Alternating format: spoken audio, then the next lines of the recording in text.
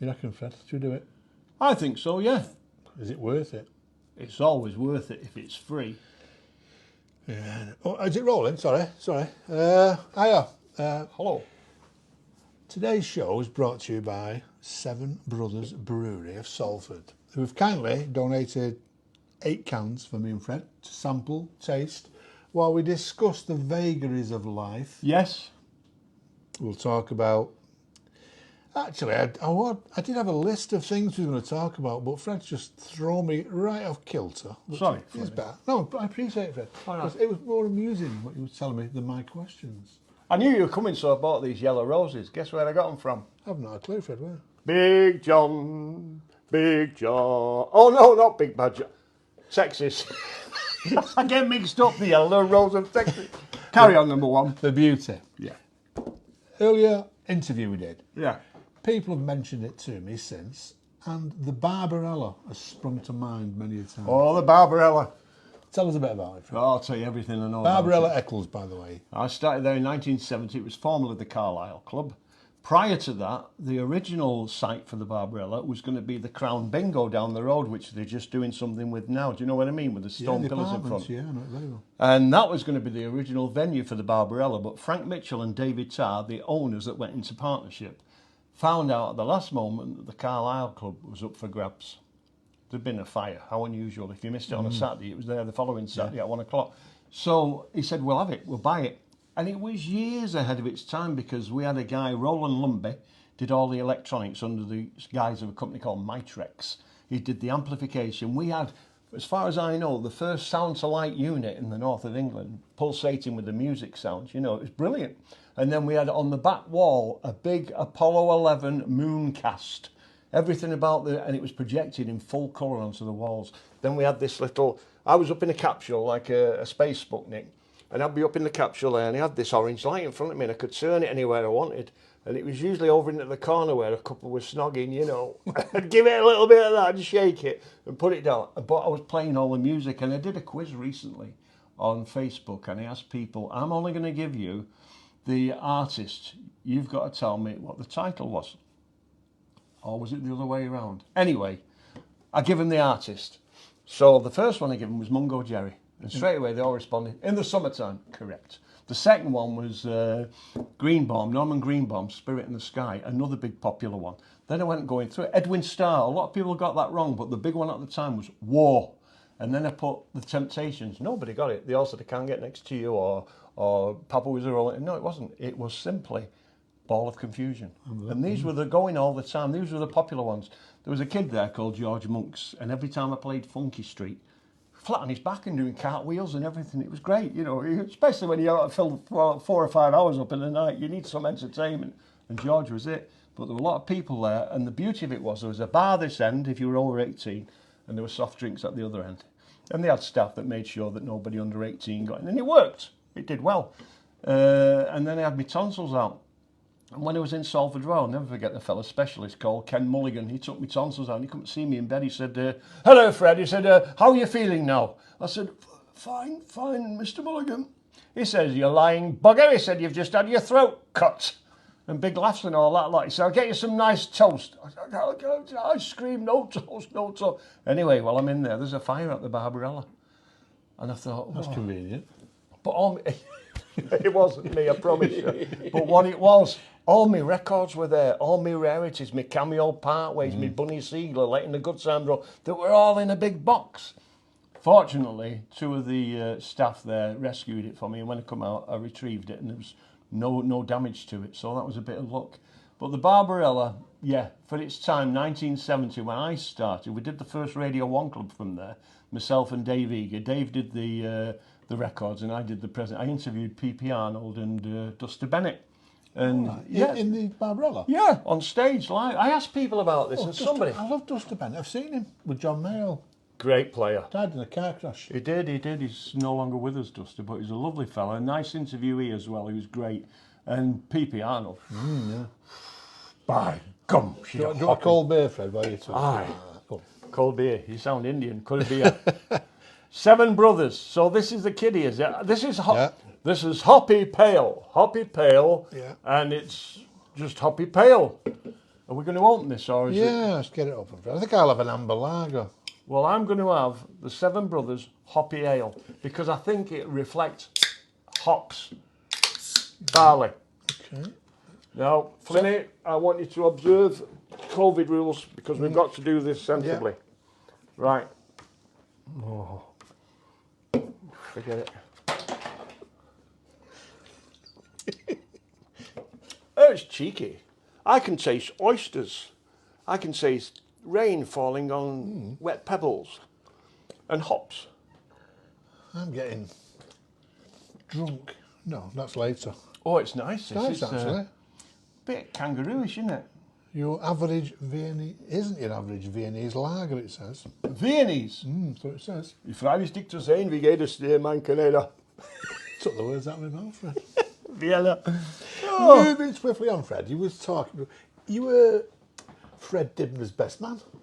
Bloody hell, I'm sort of thing kind of style. I'll tell you something about Fred. Ah. Fred thought he was royalty. He never ever carried any cash on him, Carl. I kid you not. Never carried any money. We went up to the Witch Shaft. I was working there on a Thursday nights doing quizzes, and I took Fred in with me and his then bride, Sheila. And I bought around, and somebody else was with us, bought around. And he come to Fred, and he's like just sat there. Aye, aye, aye. What are you having, Fred? Are you having another? Aye, aye, aye. I said, well, come on then. Aye, aye, aye. So Sheila nudged him, Fred, it's your round. Get your hand down. Oh, right. So he bought a round, but he was that used, and I couldn't understand this, that used to people sending him beer over. He thought he was royalty. He didn't believe like he was Prince Charles. He didn't have to carry any money around with him. So he actually, I shamed him into buying it, but I remember we got engaged to Sheila. It was at the Farmer's Arms in Little Lever. Nice little pub, watering hole. Fred used to go there a lot. And I played the bagpipes on the night that they got engaged. Well, you would do. Him and Sheila. But I had a great, we did a balloon thing once. I used to take my hot air balloon to these shows, and Fred would be there with his steam traction engine. And he said to me, tell you what we'll do, sort of thing. We'll have a bit of a competition. I said, what do you want to do? He said, well, we'll put a rope on your basket. You go up about a couple of 100 feet, and I'll go that way, and we'll tie it to the back of... I said, you're joking, man. You pull me out of the sky, no problem. I know that. You know that. But Joe Public don't know it. I said, aye, all right. So they started it. They call it the Battle of the Freds. So I'm up in the balloon. I'm giving it both burners. And he's like letting the wheel slip and letting it come back as if I'm winning. Then he'd put it down and then he'd start dragging me in it. And it's going to be the commentator, it's going to be very close between this Battle of the Freds. Who's going to win? Is it going to be Fred Fielder or Fred Dibner? Oh, how surprising. Fred Dibner won. So I carried him off to... I've got some photographs. I'll have to dig them out for you and show you. Carrying him off to the beer tent. Didn't take a lot of persuasion to get him in the beer tent, Fred. But I knew him a long time before his fame and fortune and all that lot. And I miss him. He was only 66 when he died. He demolished the mill in Monton, didn't he? I've seen pictures of him on the tower, yeah. Do you know I took him more flying? damage than Luftwaffe, didn't he? Yeah. I took him flying in a balloon, I kid you not, Flynny. And we were up there at about 6,000 feet. And... he's got his hand on top of one of the aluminium cylinders, and I can get going like this. I thought, what's that? And he had a ring on that finger, and he was nervous. I said, are you all right, Fred? Oh, bloody hell, yeah, aye, I'm all right, he says, but I don't like this altitude, he said. I said, what, you climb chimneys, 300, 400 foot chimneys, and you don't... Aye, he says, but I'm fixed at ground there. He said, I'm all right there. And he said to me the following month or something, he said, hey, I'm dropping a chimney, I want you to come up chimney with me. I said, no. He said, why not? I said, I can't stand heights. But I understand now what you meant. Yeah. Altitude, I'm okay with. I've been up thousands of feet, but you put me anywhere near a fixed to the ground object, oh, I get vertigo. Don't want to go near the ends. Funny that, isn't it? Well, yeah, I can understand that, actually. No, it's not for me, that heights. No. Sorry, Fred. Not No. Well, I don't do it anymore. Now I'm having a lager, Fred. Yeah. I'm going to go back to this little script for a minute. We were discussing earlier the Gar Chapel Street. Now, for people who may not remember the Gar, it was I won't say the premier curry house in Salford, but well known. Fred? Yeah. Any of our Asian listeners, Assalamu alaikum. Kitna bajahai, aap kaise, tika bahut acha. Now, these are famous words in Urdu. And every time I used to go into the Aligar, I always tried to improve it. And they used to call me Gabbar Singh. Gabbar Singh is one of these Asian actors on a thing called Sholay. And he was a villain. And he used to say, Gabbar Singh, come in. But the Aligar As soon as you come in, they bolted the door behind you. Honest, I'm not kidding. So you couldn't do a runner. And on this particular night, we'd gone in there and had been from the baker. It'd be about 1973, 74. It was when streaking was all the vogue. What she started off, that Erica Rowe. What a pair she was. Anyway, I'm down there in the Alligar, and we sat down having a meal, and he's just let a couple in. But the door is thrust open, and in comes Jimmy Gauze, not a heap of the clothing on him, completely naked, shouted, "Salford Streakers forever!" And everyone just turned around like that. Nobody said a word, and he ran out up to Peel Park. I thought, that's one silly sod that. He's run out of a restaurant without paying, but he's had now to eat. Oh, Jimmy Gauze, God bless him. Probably got pneumonia in the end. There was one in Eccles, it's still there actually. The Selena, up the stairs to it. Don't know the Selena. Remember the Taj Mahal very well. I used to go in the Taj. Yeah. After the bar, we'd go in there and have a curry or what have you. Good little restaurant. And I used to get my meat from the bloke next door, Judge. Tommy Judge. Yeah, do you know him? I used to get my meat off him. I've just done a story on them. Oh, yeah? Tommy Judge and the Taj Mahal, dispelling the rumours about the food there. You got that about every cats and dogs and all that nonsense. Exactly. I've been all over India, rubbish. Flynny. I have, honest to God. And the finest restaurant, other than the Alligar that I used to go to after I'd been in the Whiskey A Go-Go, was the Chittagong. It's now, I don't know what it is now, but it's defunct and pulled down. But Chittagong is a place in Bangladesh. It's a port, a big port. I think it's called Chatham now or something, Chittam or something. It's not Chittagong yet. They changed the name like Madras became Chennai. And Kolkata was Kolkata. Daft, innit? And Mumbai, that used to be Bombay. It's all changed, but if that's the way they want it, let them have it. But I used to go in there in the Chittagong, and people didn't call it the Chittagong, they called it with a sh rather than a ch. But it was brilliant. Raymond, the guy that run it, it was fantastic. And I was in there one night with Freddie Davis. Do you remember him? Oh, Freddie, Parrot Face! Yeah. Do you remember him? And I told him a joke about a mouse looking for the cheese like that under a hacksaw, and it cut his head off. Got nothing from it. Not even a titter. But back to the Alligar, yeah. Finest restaurant on Chapel Street. Salford, still Salford, our fair city. I think that was a good curry. The guy used to live on Breeze Mount up in Prestwich. Could see his van outside many a time, the Alligar. But yeah, it was a good one. Do you remember him next door, Jackie Dacre, the bike shop? I do. Did he have a limp, Jackie? So part of his nose was Oh, missing. he did, yeah. As a kid, it used to, not say fascinate me, because it was, I think he may have lost it in the war, I don't honestly know. I'm not calling the man, far from it. But when you're a kid of 11 and 10, it was a bike shop, and you used to bike parts set up, and you'd be like transfixed. And Jackie Dacre. You didn't say nothing, yeah? I didn't know. Don't say anything really out like that. But there was a same bloke, the fellow I'm thinking of was Vernon Smith. He had a scooter shop. Yeah. He had a limp. He'd fell off a bike, he'd been in a motorcycle accident. And further up the road was Billy Briggs. Billy Briggs scooter. I got a scooter from there, Lambretta. I had a Lambretta, I had an LI 150. I had a 125 and I had an LI 150 later on. I had a GP 200 after that. I had an SX 200. Well, I've got a car now. I've got a limp. Happy days though, wasn't it? You got your scooter, 2-stroke, 4 and 6pence a gallon. Take your bird out wherever you want. You take them out into the country, like Village Park in Prestwich. Take them on a run out there. Take some Wales and Bangor, something like that. Yeah, Port Merion. I used to go there. I used to love Port Merion. Fantastic place. I met him once, Patrick McGowan. Be saying though, nice fella, but a bit cryptic. And I couldn't understand the prisoner towards the end of it. To this day, I don't understand what it was all about. Do you? No. Oh, well, I'm not on my own then. It was a bit of a weird...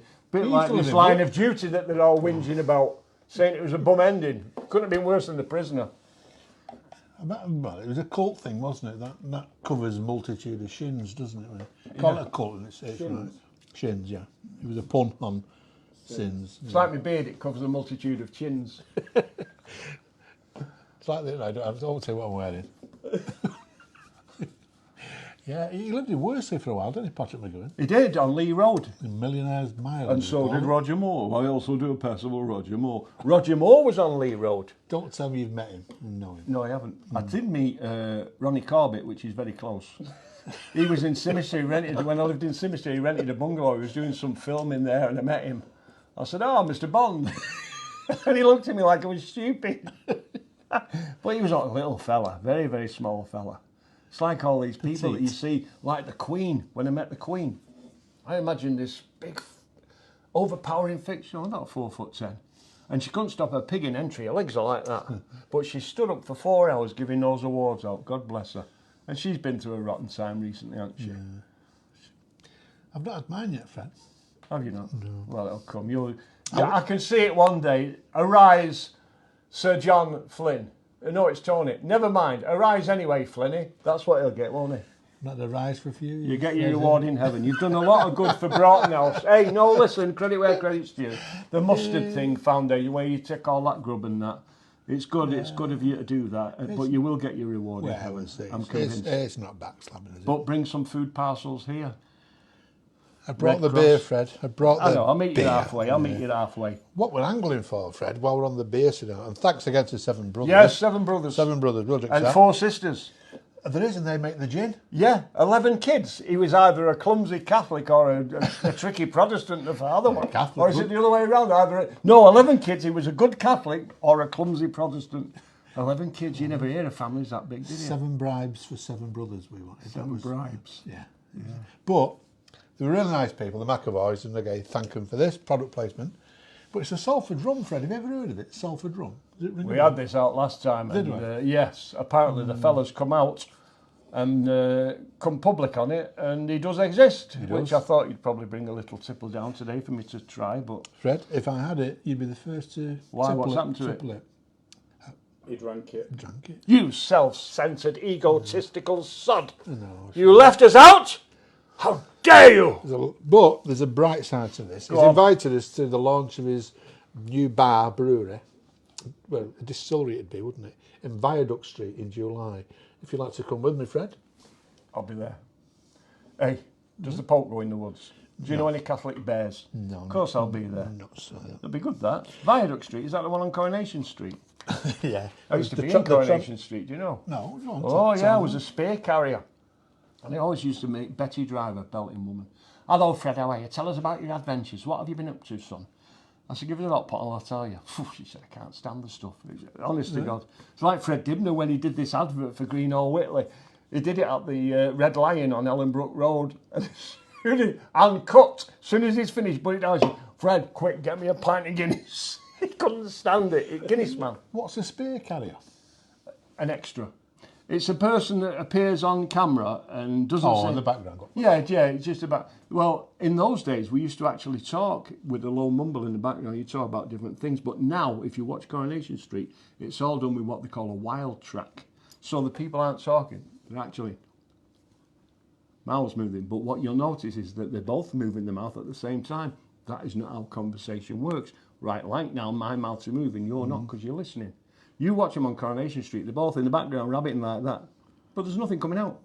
Look out for that next time, won't you? Yeah, and we used to say, I got a walk on one part once when I brought out Chloe. Do you get paid for it? Yeah, 87 quid a day. Honest. That was the equity rate at the time. When I did Phoenix Nights with Peter Kay, I got 50 quid a day. I was the captain of the Top Banana team, and the opposer was the Gypsy Kings. And he was the captain of their team, Pete Oliver out of Sweet Chariot, the drummer. And it was great. And we sat in the car, I'll never forget this. We sat in the car and he looked at me, he said, do you know, Fred? He said, we're doing this now. We're a pair of has-beens, aren't we? And he looked really down in the mouth, and I said to him, Peter, remember this, always better to have been a has-been than a never was.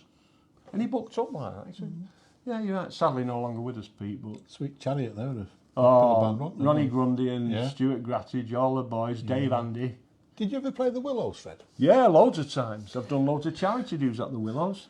I'll tell you who I brought on at the Willows, and I sang with them, the Mersey Beats. Yeah. I said, do fortune telling. We've not done that for years, like, you know, it's not the sort of thing we do anymore. Is he Welsh?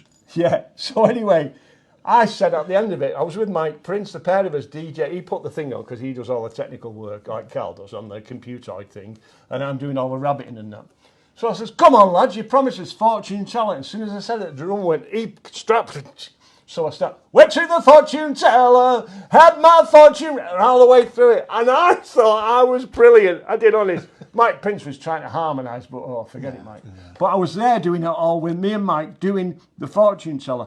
But on the same night, I had Reg Presley, who was mad about UFOs, as we said earlier, with the Trogs, the Whatsits were on, the Silences, Gold and Tremolos, Herman's Hermits, they were all on. Great night, and it was all to raise money for the widow of Freddie Garrity after he died. I did the eulogy at Freddie's funeral, in Stoke, in a chapel in Stoke, and I had to do it third person. It's the most difficult thing I've ever done because I had to talk to Christine, his widow, as if I was Freddie. And I'm talking, I'm like this, so you see, my love, I can't be with you today because I'm down there in that coffin. And he had to do all this. Weirdest thing I've ever done. And I did it with the joint with a friend of mine, Derek Quinn. Sadly, Derek passed away last year, but one of the nicest fellas I've ever met. He was the blonde guy with the tinted glasses in Freddie and the Dreamers. Brilliant fella, smash. Still see, his wife was here yesterday having lunch with us, but belting Did you ever meet the Beatles? No. I never did. That wasn't. You thought I was going to say, yeah. No, I never did. I thought you would have. They're lost. I was going to say that, because you knew Cilla Black, you knew plenty of people. I knew Cilla very well. Whoa, we can't tell the Cilla story. For legal reasons. All right. Another can yet. All right, yeah. That was at the Jungfrau. That was the Jungfrau, 1963. Getting drunk first. Did you DJ in the Jungfrau? No, Georgie Powell was a disc jockey there, but I think I received his inspiration because I'd been at school, I was 14, 15, and I did the disco at school, and I thought, the girls kept coming up saying, hey Fred, put this on and put that on and put that one on, Bobby V, The Night Has a Thousand Eyes. I said, you say that you're running around lover. So I thought, I'm getting the hang of this, and I got the adulation. All the birds were clamouring for me. I thought, this will do for me. So that must have been the inspiration. And when I saw Georgie Powell, big fella, George had passed away sadly, big nose on him like that, and he was pulling birds, I thought, can't be hard this pulling birds if you're doing that sort of job. So I became a disc jockey, and that is when it all opened up for me. I'd do it all again. I regret nothing. The best disco I ever did in the world was the Whiskey A Go-Go. That was my first. So you're bound to think, affectionately. It's like your first woman you ever fell in love with. You never forget, do you? And the Whiskey A Go-Go was the first disco I ever fell in love with. Had some great times. Some great girls that I used to know there, like Carol Burton, Sue Burton, Joan Yates. Hello, Joan. All these people I used to see at the time, and they're still around today, and they all put in comments on Facebook that they used to call it the disc. It was the Whiskey A Go-Go, but they all called it the disc because it was easier to say. Broughton Assembly Rooms. Higher Broughton Assembly Rooms. It was a conglomeration of... Good word. You had on the top floor, you had the original Whiskey A Go-Go Casino, which was run by Leslie Bussey and Billy Sharvin. And I went for a time down to Wardour Street in the West End in London, working there, and they did an exchange. That girl from there came up. She wasn't very well received in Salford, this girl. Sort of a bit like that, Here's a good word from the Kinks. You like this one? Well, Salford people, Salford people ain't going to understand that. Who was she? I can't even remember her name. She was that insignificant. And I was doing bomb. I was in there one night, I kid you not, and Roger Bussey, who's Leslie's son, come up to me and said, by the way, he said, see those two fellas? Don't look. Well, straight away, you look like that. Don't look. He said, if any one of those two comes across and asks you to play a record, for God's sake, just play it. Don't question it, play it. So I thought, all right, so nothing happens for an hour or so and all that. It's starting getting busy, and these two guys are still drinking it in the bar. And he comes up to me, this fella, one of them, he says, you got any Cliff Richard? Well, I didn't play Cliff Richard. That wasn't my bag. I said, certainly, what would you like? What you got? And I pulled the LP out, and it was Summer Holiday. And it's Cliff on the front. Yeah, put that on. So I put it on, and I played it. And the floor emptied. And he's looking across, and we're all going on it. His head's going like that. He's loving it. And then at the end of it, I said, that was so good, I'm going to play it again. So I played it again, and he come across to me, and he said to me, that was great, I'm going to get you a drink. What do you want to drink? I said, I'll have a gin and tonic. Are you taking it, Mickey? I said, what do you mean? That's what I drink, gin and tonic. I said, well, I do as well, I like it. Sure. I said, yeah, right, he says. And he sent me a gin and tonic over. At the end of the night, they're all gone out. I said, that fellow was nice, the one that sent me he said, don't get involved with them. He said, his name's Ronnie Cray. Bloody hell, fire. Now, Ronnie was the gay one of the two, wasn't he? I'll take your word for it. I should have asked for a bitter instead of a gin and tonic. You never know with these, Billy, do you? Good. So that was me. Before that, there was Jack Spot. There were all the villains in Yeah, London that I'd been warned about. We used to go to the Pickwick Club. Have you ever heard of that? I have, yeah. Everybody. I sang in the Pickwick Club with Derek Geiler, and he played the washboard. Yeah. He was brilliant. He was. He's playing the washboard. He says, "Come on, lad, sing out." You know, money. Oh, no. Like, that's how he spoke in real life, Derek Geiler. Oh, loads of fun. Had some great fun in the Pickwick. But then up here, you asked about the Willows. Had some grand times in the Willows. John Wilkinson, one of life's gentlemen. Yeah. Brilliant fella. Put loads of gigs on there. I did one for when I got burned when I had my balloon accident. I came out of hospital and I put a show on at the Willows and we got $3,500 raised and we bought a bed in the ward, this special electric bed. I mean, they're common now, but then in 1991, they weren't common. So we supplied them with a bed. Then I did something else. I did the fundraiser for Freddie Garrity of Freddie and the Dreamers. I put loads of shows on there. The hot air balloon. Yeah. Somebody mentioned to me that you crashed into a scout hut. Oh, yeah. And you said to them when they got out of the wreckage, you weren't prepared for that. You little buggers. It was near Stoneclough, and I'd only had my balloon not long, and I've got to be dead honest with you, it was my fault, pilot error. There wasn't enough gas to get me anywhere. I was propane, and it was going lower and lower, and I've got this bloke in with me from Winco double glazing windows, and we're going in. I says, "Look, I'm going to have to land it." He says, "Well, what about that field there?" "Well, there's the field, but just in front of the field, there's this scout up, and there's this big emblazoned fleur-de-lis on the front with the words, 'Be prepared.'" And I came right through the roof. And it was only a flimsy roof, you know, it was like plywood or something, right through the roof and landed up in the middle of it. And you couldn't have written it. They were all in a circle, all these with the woggles on and that's with all the gear. And I looked at him and said, "You weren't prepared for that, was you little buggers?" Cost me 90 quid to have the roof repaired. But I'd do it again. I loved it.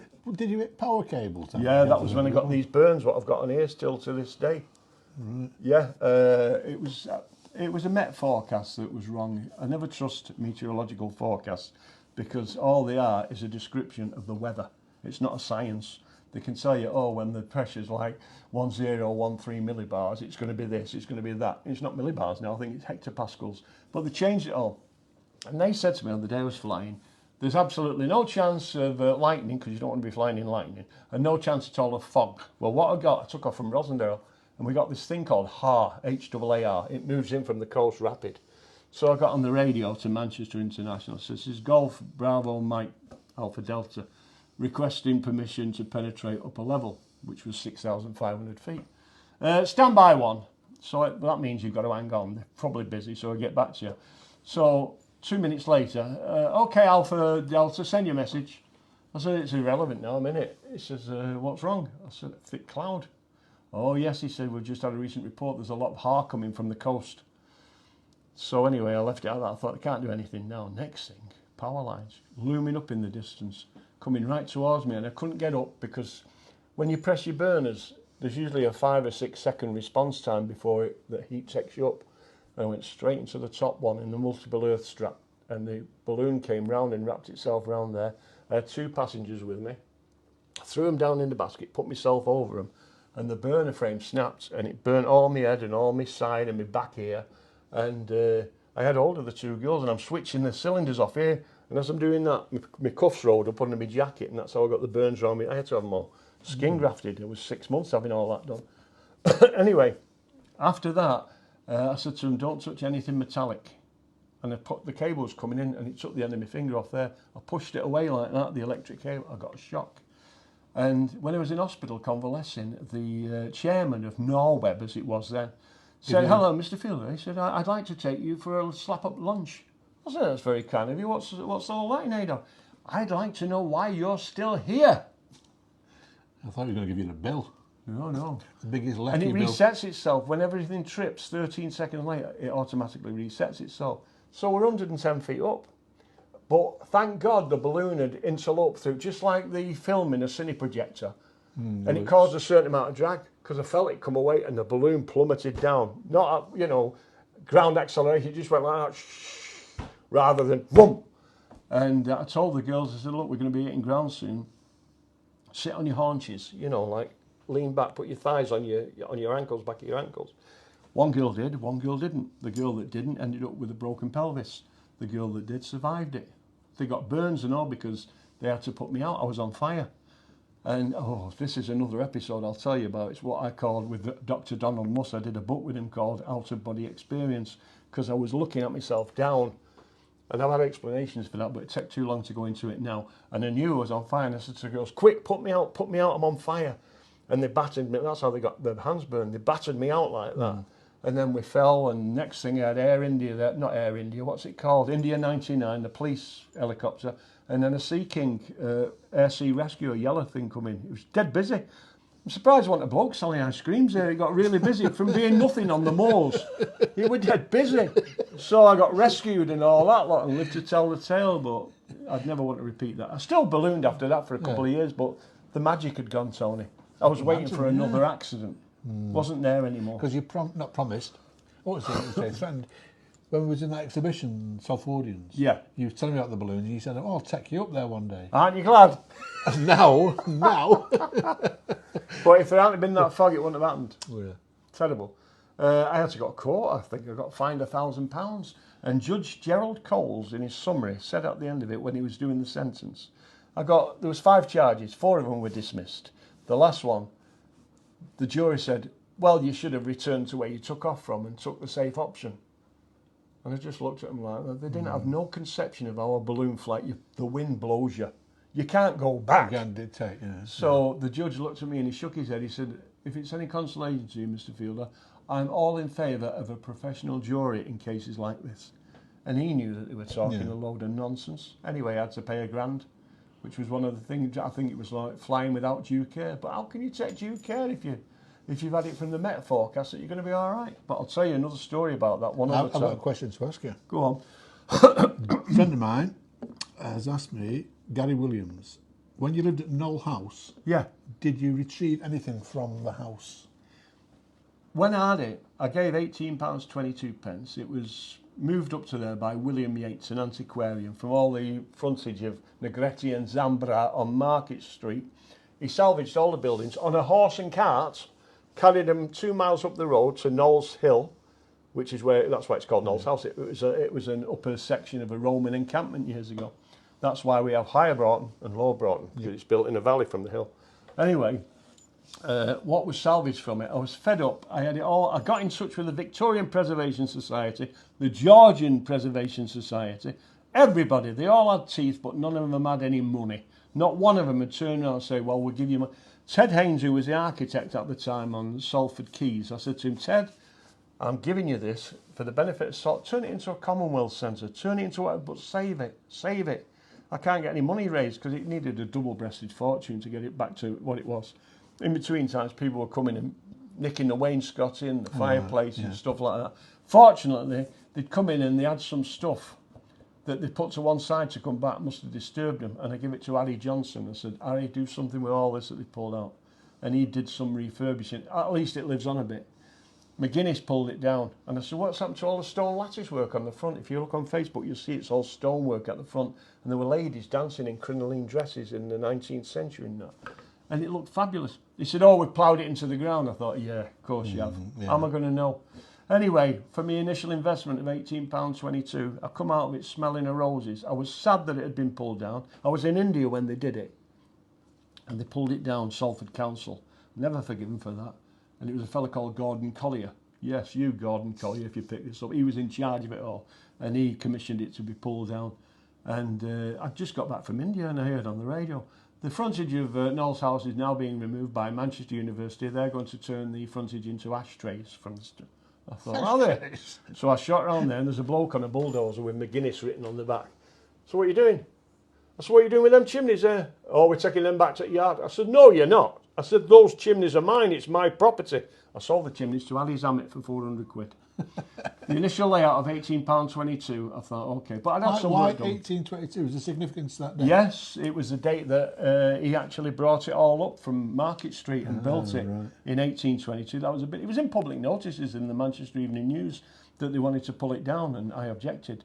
So it said, we've had no offers. I said, I'll make you an offer. So I did a cheeky offer, £18.22. Cost me 300 or 400 quid for the solicitor to do the conveyancing, but I owned it, I bought it. Did you live in it?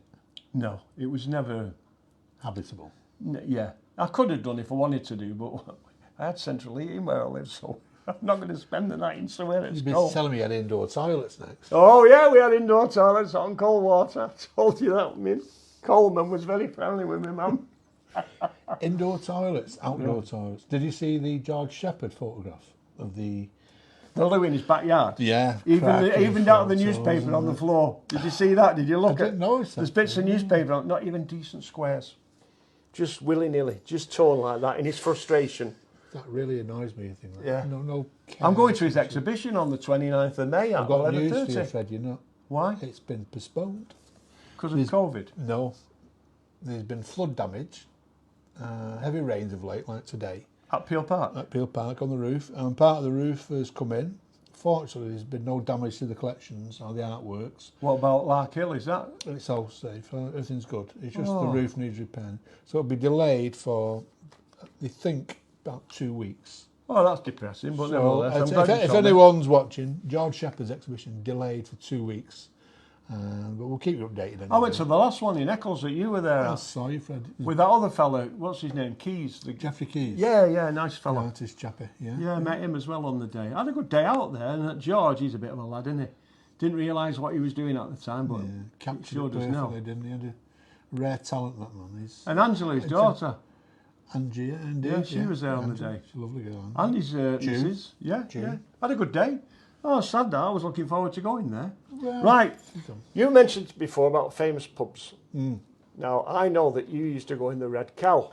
I did indeed. In the Cross Lane area. Albion Street.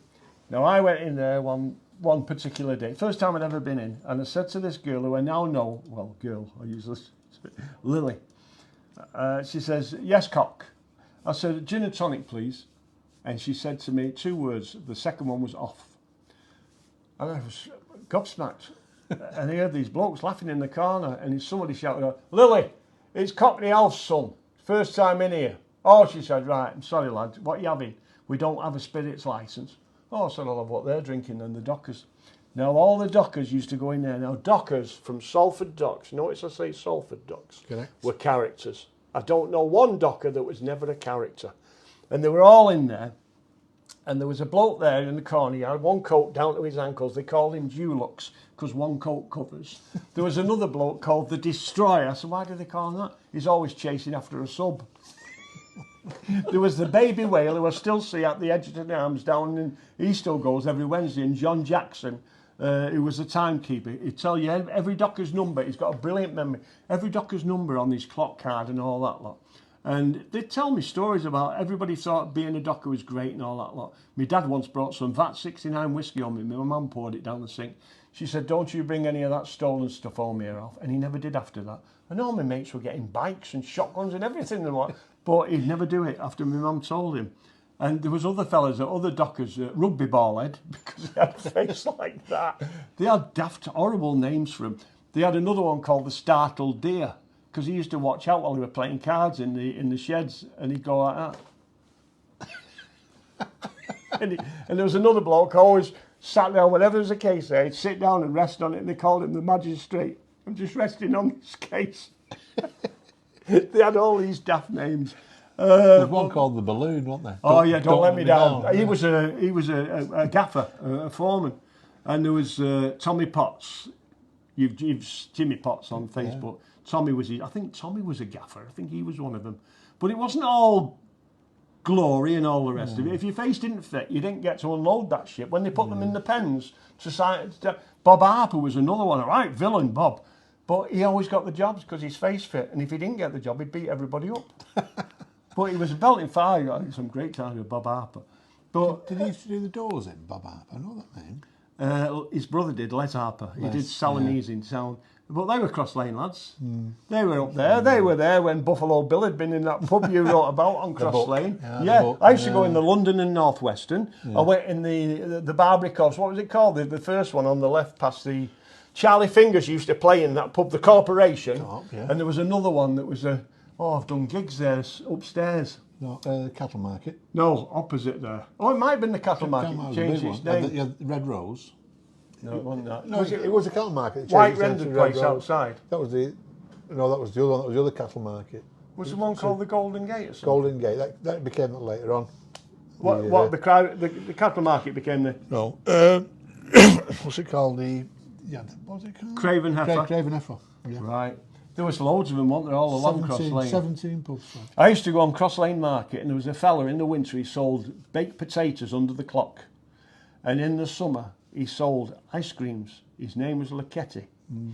But he had a very bad rhinoplasty problem, in as much that his nose used to run uncontrollably. And he'd be handing you the cornet, and he'd say to you, "Do you want raspberry on it, son?" And he was a toss-up whether or not you got the raspberry on it. But I was always lucky, I always got the raspberry. He says, "What's the raspberry like? Is it good?" I said, "It's not." Hi, Mr. Lecchetti, selling ice cream from his cart. Happy days. And where we Barmy lived... Mick. Barmy Mick. Michael Jackson, that was his real name. Not, "Hi everybody, I'm Michael Jackson." The other one, threatens a throw. He had a warehouse which was the billiard hall on Berrinew Road. We lived at 248. The billiard hall was right facing us diagonally at 11 o'clock. Michael Jackson, Fancy Goods and Warehouse. And one week they had a fire. And my mum, she said, "What are all them kids doing?" I said, "They're going in there. They've all got in through the window where the firemen had smashed the windows to put the hose pipes in, and all. The firemen had gone." She said, "Why? What are they doing in there?" Oh, I said, "There's loads of stuff." "Is there?" So my mum goes over at road, and my mum would be about 42 then, with a wrapped round apron, Molly used to wear. They all wore it, but it was the uniform of the Salfordian. And she goes climbing up, my mum, into the... And we had a wardrobe full of Margot's shampoo and everything, and loads of stuff that she'd nicked from there. And as she's up, this Bobby's outside. I said, "There's a woman in there. You want to go and arrest her? She's a bad example." So my mum's coming down the wall. And as she's going down the wall, the front of her pin is rubbing up against the wall, so all her backside's hanging out, with her reinforced knickers on. Airtex. And the Bobby says, "Come on, love, you're a bit old for this nonsense." He let her go. I knew he'd let her go on that. But that was Barmy Mick, Michael Jackson. Wonder what happened to him. He must be dead now. Well, it will be at that age, isn't he? But he was a chubby fella. Chubby, big moustache. He had a shop on Liverpool Street as well. Did he? Barmy Mix. He's had them all over, hasn't he? Yeah. He used to buy a lot of bankrupt gear, didn't he, and all that lot, and sell it off cheap. There's a I remember buying a giant lolly one Christmas like that, the size of a dinner plate. I think it was Tuppence. There was a Scousers there. They used to have a shoe stall. I think it was like catalogue seconds or remnants. You'd get like a size 9 and a size 8. On the market? Yeah, Cross Lane Market. Tell you a funny All on story the about floor. that. You know the Kumasi and all that in Ellis Street. Yeah. My mate, Terry Donoghue, he used to talk like that. He had this bit of a speech impediment. He had Huntington's chorea, some form of problem that he had. Anyhow, he lived with his mum and his mum and dad. But when they filmed Walter Greenwood's Love on the Dole, the mother had run off with one of the extras or one of the film men. So the dad was left with 7 kids to bring up. Well, we used to play in Cross Lane Market, and at the time, Billy, your readers on Facebook about this, Billy Smart's circus was in town, and he'd parole all the way through Manchester down Broad Street with the elephants and all that lot. But at night, the only safe place to keep them all was in Cross Lane, because it was completely fenced. Yeah. So it was fenced off. And me and my mate Nick, we were looking at this and said, "Let's go and have a look at the elephants." So we climbed over. And there was always a fear that when you had long pants on, that you'd climb over that last spike, would go up your leg, and you'd jump and leave your trousers on. Anyway, we cleared it and got down there. And one of these elephants was answering a call to nature. And it was massive. It was like a big black bowling ball, but nowhere to put your fingers. And looking at it, so Nick said, "Here, we'll have a bit of fun here." So he got a stick, and we got a pink evening cron, laid it on the floor. He rolled this on, and he was steaming. It was steaming. He rolled it on and we wrapped it up. He says, "Come on, we'll have a laugh." So we went up to near the Kumasi where he lived. I can't remember the exact location because it was mine was High Broughton, but he was in my pal at school, so I went and palled out with him. Anyhow, he goes down there, and they never had any curtains. He just had newspaper put to the window. And I could read Fudge and Speck from the Manchester Evening News in the road. Ken Reid. Yeah, Ken Reid. He was a Swinton lad, wasn't he? Right. And then there was cracks in between, so he knocks on the door. So Terry comes up. "What do you want?" "Don't know, Yancey Ellen's give us this to pass round." "All right." So he takes hold of me. So he's shouting to his dad, "Yancey Ellen sent some chips round." So we're looking through the window.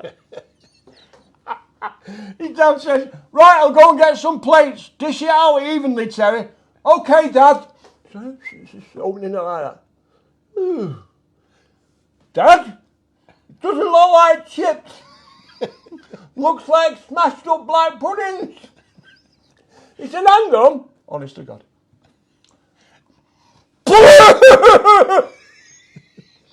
His dad coming in being a professor of thesis. I said, it's shit, you know. Who's give you that? Quick, running away up Ella Street. Oh, laughing, nearly got my fags up. Yeah. Oh, happy days. Cal, how long film have we got? Somebody just wants to know whether or not the fruit's plastic. Oh no, it's real. Nobody's even ill. We always have fruit and yellow roses from B&Q, Texas. Yellow roses. Joan got them. She says, are they coming today or tomorrow to film? I couldn't come to the film. Who's coming? Is it Flynny and Cat? I said, yeah. Oh, I better get some roses. I said, hang on a minute. What do you mean you better get them some? What for? Well, it looked nice on the table, roses. They do, don't they? Do you know, when I hold these to you, these flowers pale into insignificance against your beauty, Flynny. It's been said before, Fred. I don't doubt it. By yourself, no doubt. So he was asked if it was fresh fruit. Of course it is. Do you want one? No. Do you want one of these donut things, what they grow in the tube? Or a banana? No. Or a grape? We're hanging on for Salford rum. Oh, yeah. Oh, that's next week, sorry. This is a sign of somebody posh from Salford. Fruit in a bowl and nobody ill. Yeah. We have that all the time. It's, she seen needs to be kept regular, you know. You have to, when you get to a certain age, women, a lot of women will tell you this, they get so. I've only to say a magic word, dulcolax. I think they know what I'm saying.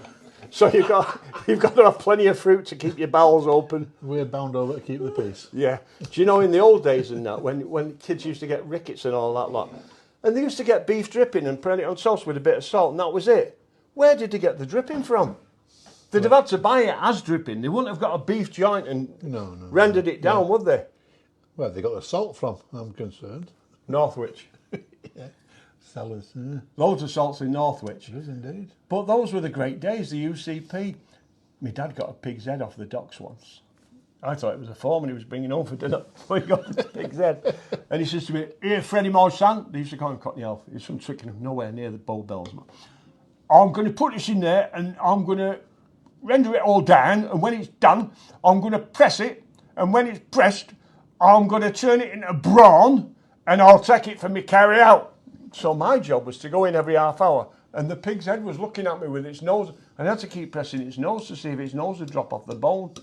Anyhow, after about 3 or 4 hours, it eventually did do. So I pulled the skeletal head out. And my dad pressed it using my mum's best flat iron off the top of the hob. Pressed it all down like that. And after he'd done it, he turned the pan upside down and he had this big cake of brawn. Oh, he said, lovely that. He says, where I come from, he says, we have pie and mash. And it's like this liquor that they have, and you can have liquor with down the south. And they had jellied eels once when I was at the Whiskey a Go-Go. I wasn't impressed. But he was there, my dad, with this, and he cut it like that. He said, right, here's a piece of it. I said, I don't want any. I've seen pig's head all the time. My mum wouldn't have it. Joe wouldn't have it. None of the kids would have it. So he was on prawn carry out for about 3 months. And we didn't have any fridges in those days. Everything went under the sink. Keep cool. Lord. Yeah. He used to have a Dockers hook. It's up there. Can you see with them roller skating boots on? I can, yeah. Just on the ceiling. I think you might be this way. Do you see the red boots there, Carl? Right there is my dad's Dockers hook when he was on Salford docks. I keep that as a souvenir. The funny thing is those black ones there, the black silver blades with the key. There was a fella here once, and I was sat where Carl is there, and my missus is sat in the back, Joe. So I believe a lot in misinformation with people that I don't know. So he said, oh, those are interesting, those ice skating. I said to my wife in there, I said she used to partner, you probably don't know him, his name was Robin Cousins. Oh, yes, yes. I said, well, and she's looking at me, Joe, because he sat here, she can see it, she's going, don't.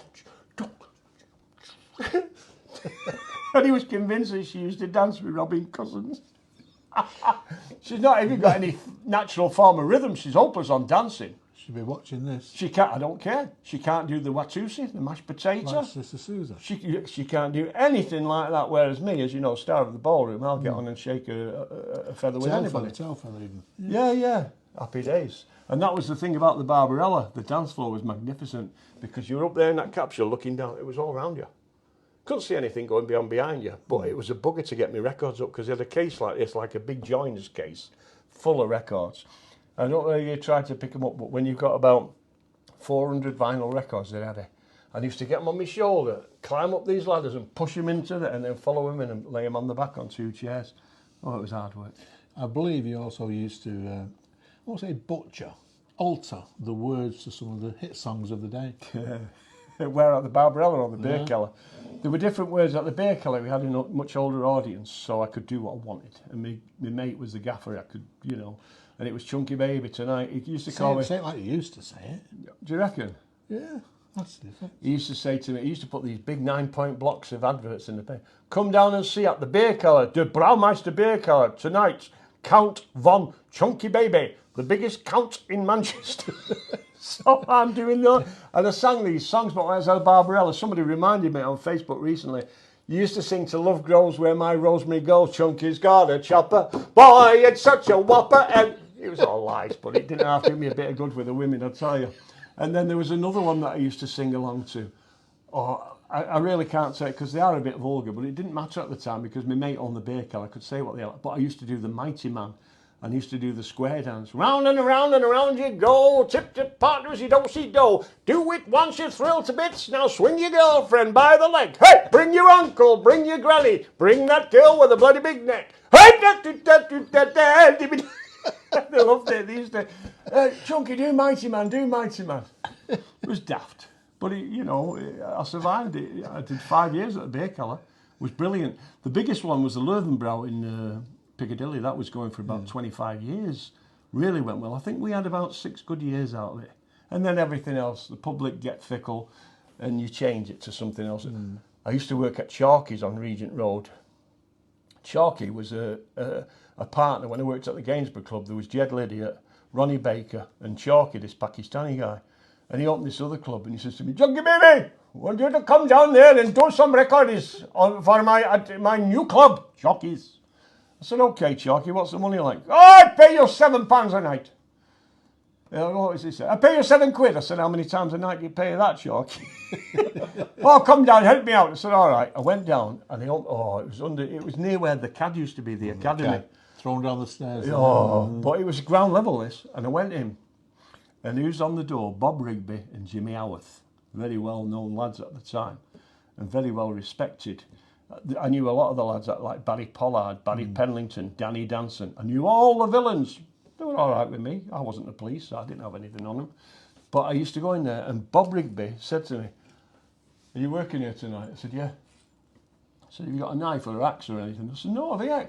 He said, here, look after it, want it back. I didn't miss his bloody axe. I thought, what am I doing? So I took it, just in case. I thought I took it up on the DJ stand with me. Oh, I said, no. I said to Chalky, that's me. Don't ask me to do another one, Chalky. And during the night, one of the girls on the stage, I don't want to mention her name, I don't want to go upsetting Betty Pollard, but this girl was on the stage having this row with a fella and she got the full pint pot with the handle on the dimple jar. Boom! Bass end first on his head. All she had was the handle in her hand and this fella, I thought, this is crazy. I don't want any of this. But I got on all right with Betty, so I didn't have a problem. But those were the sort of clubs I did. But only the ones. I've done them all. The Tower Club in Lower Broughton, that was another one. Where's the clubs? Where did you go? I didn't really. You're a pub man, weren't you? Willows, I used to go there. When I was uptown, I used to go to... The Willows wasn't a discotheque. The Willows was always cabaret. Yeah. Monday night I used to go. Did you? It was on a Monday. I can't remember who it was. They used to have a little pub downstairs and all at the Willows. Yeah, did. Never went in that. I used to do the voiceovers for them at the matches, at all the Saturday matches for the City Reds. Yeah. I did that for a while, yeah. Yeah. It's a shame it's gone the Willows, and it was a proper and a popular location. John Wilkinson was betrayed. That's all I can say about that. He was a great fella, decent bloke, did a lot for Salford City Reds, but for my money, in the end, he was badly betrayed. But he got us a lot of flack over Buell Hill. He wanted to make an hotel and all that lot, but at least he was prepared to do something to it. What's it doing now? Nothing. Well, there are plans to think it's a bit of a hot potato with Dennett with the money. It's Carl's looking at me with daggers there. It'll be resolved, won't it? Do you reckon? Yeah. Probably, maybe, one day. Yeah.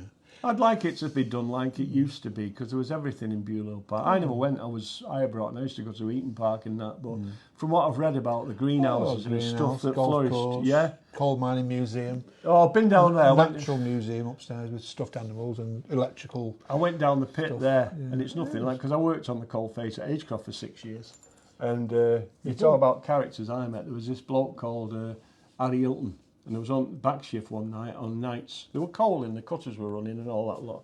And you go up the face and it was up an incline like that. And the cutters were only in a 2'8" seam. My size now, I couldn't get in. But you can't, and you got all these millions of tons above your head and just props holding it up. The props don't hold the roof up, they only stop it from coming in. Now you've got to really think about that to get your head around it. But the cutter and this Harry Hilton, after it had gone quiet, we'd be sat there in the pack at the bottom there, having our snap, your sandwiches and that. And he says, do you know, Fred, he said, I don't always want to be doing this. He said, I've got big ambitions. I said, what are the ambitions, Harry? Well, he said, I'll tell you. I want to leave here with a little bit of a nest egg, get some money. And I'm going to open a restaurant in a very posh part of Bolton called Horwich. I said, all right. And what are you going to do? I'm going to open a restaurant. I said, go on. He says, aye. He said, and as soon as you come in, I'm going to have a maitre d' who will greet people at the door with his top hat and his epaulets on and say, good evening, sir, madam, welcome to the restaurants. And they'd have to come through, and as they walked through on the carpets, they'd break their ankles on the carpet pile, it'd be that flush. He said, and furthermore, each booth would be separated by real velvet curtains that were lined with brocatelle. He said, and then when you sit down, there'd be silver, not plate, silver, knives and forks, cutlery, with the name of the restaurant on. And then when they finally sit down and the lady sits down, my wine waiter would come across and ask them what their preference was for the wine. He said, and then on the way out, I would give them all a complimentary card with 20% off their next visit to my fine restaurant. But it'd be renowned. Everybody and his wife would come to my restaurant. And I'm listening to it, I was thinking, wow. I said, what's the name of the restaurant? He said, this is the Piece de Resistance. I'm going to call it Harry's Eats. Harry's Eats. He told me, he says, have you ever wondered, he said, about a dog? He said, God in his infinite wisdom, dogs don't use toilet paper. I thought, what? No, he said, they have a self-wiping bum. He says, you watch a dog, it goes like that, does the ejection, and then falls back in on itself. He was a surveyor of life, was Harry. Yeah. All the things he used to see. He told me once about these two dogs. We've gone across the car park at the pit, been on the afternoon shift. As we're going up, it's sun shining outside, late summer, round about July, and there's these two dogs on the car park making love. And he says to me, hey, he says, are you still going out with that go-go dance? I said, aye. He says, that's interesting, what them dogs are doing, that sort of position. I've never tried that with the go-go dance with me. I says, well, to be honest with you, I'm only 17, Harry. I said, I'm not really experimenting that far. He said, well, I'll tell you what. He said, you go and demonstrate it, and I'll go and demonstrate it with my wife. And on Monday, when we're on Coalface and having our snap, we'll compare notes. I said, I don't care, Harry, all right. So I went home that particular night, and I was amorous with my lady and did what Harry suggested. And on the Monday, there's lights flashing. He used to flash a light like that if you wanted attention. Fred, are you down there? Because it was 300 yards along the coalface. I said, yeah. So jump up Panzer and come down like that. Jump off. Now then, pal, because he was from Bolton. Hast tried what I suggested? I said, aye. He says, tell me about it. I said, well, I did what you suggested. And he said, and? I said, well, it gave me a certain amount of freedom with my hands. I could do what I wanted, you know, and enjoy myself even further. He said, exactly. He said, am I right or wrong? Did you not enjoy it? I said, yeah. I said, what about you, Harry? He says, miserable bugger wouldn't even come out into the street. I bet he's dead now, Harry. But I've known loads of characters like that, millions of them. Really, I have.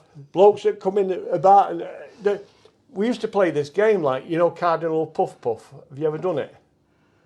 Is this the reverse mirror one? Yeah. Well, what you do you want to do it? A quick one. Go on. Right, well, what we need, I'll get some. Doesn't involve taking clothes off. No. There's nothing vulgar about it, Flynny. I wouldn't do that. I don't do vulgar things, me. Hoping. Right. What we'll have to do. There's your pot. There's mine. Put your beer in it.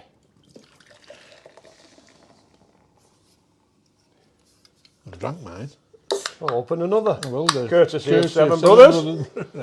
Behind we must step where men are men, and so are most of the women. Right. Cardinal Puff Puff. No. The version as used in the bridge on Low Broughton Are the Road. flowers in the way there? I'm going to get here now so I can get... There you go. Right, you've got to imagine we're sat opposite each other. Right. Now, don't worry about it. What was it? My wallet. Everything I do, you're looking at me in the mirror. You've got to duplicate exactly the same. And if you fail, you have to buy the next round. But it doesn't matter because Seven Brothers have supplied that. Right. You're looking at me in the mirror. Right. Oh, good lad.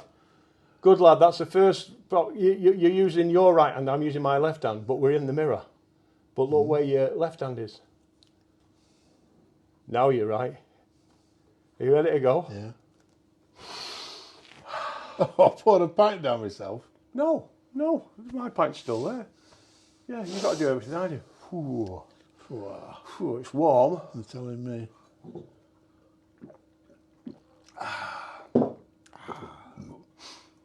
Oh. Hey, I'll tell you what. That Seven Brothers isn't a bad drink. I'll have another one.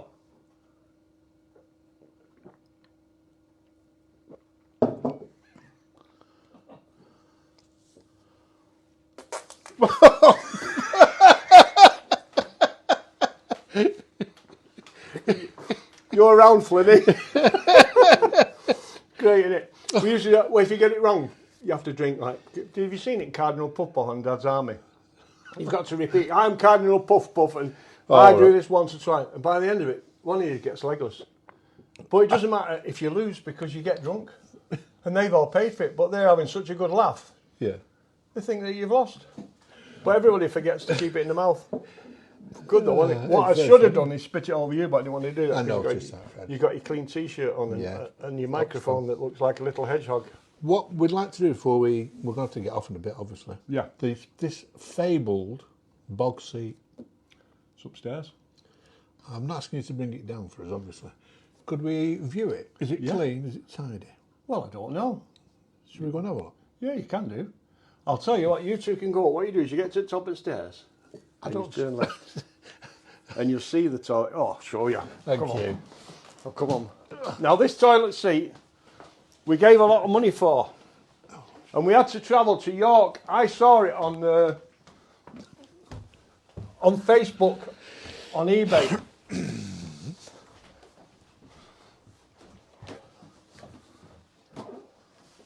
After you.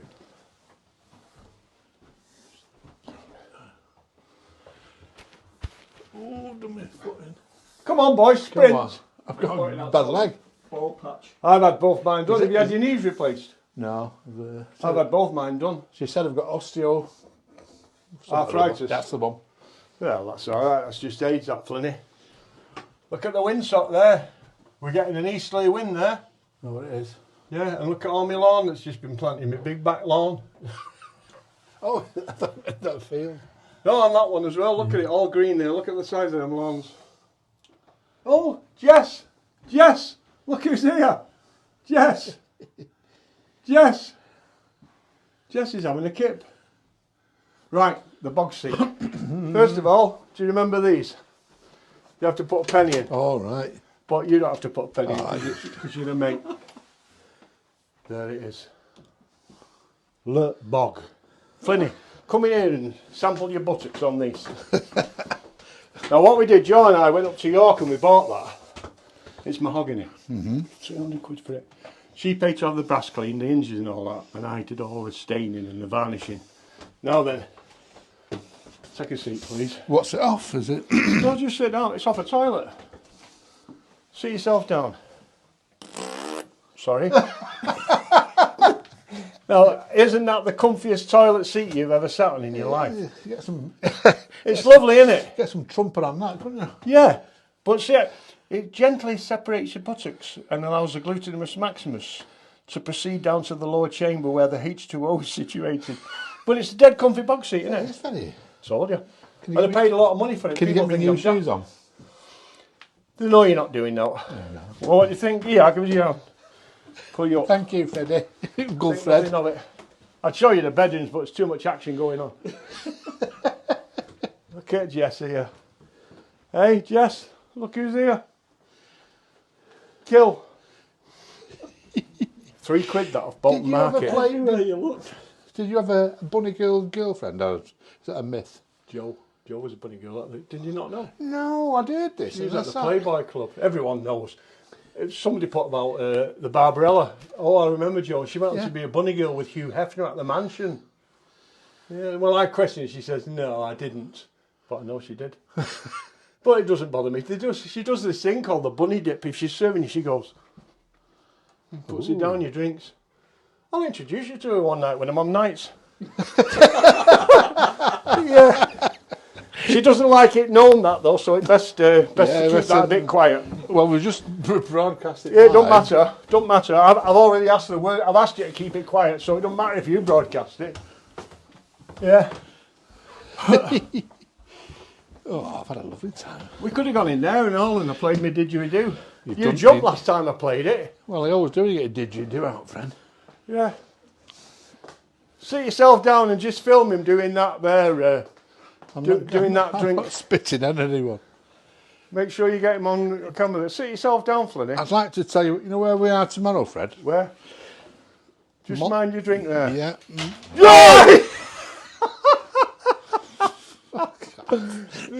That's what we missed last time. Oh dear. Laughing nearly got me fagged up. Go on, where are you going tomorrow? Monton Lighthouse.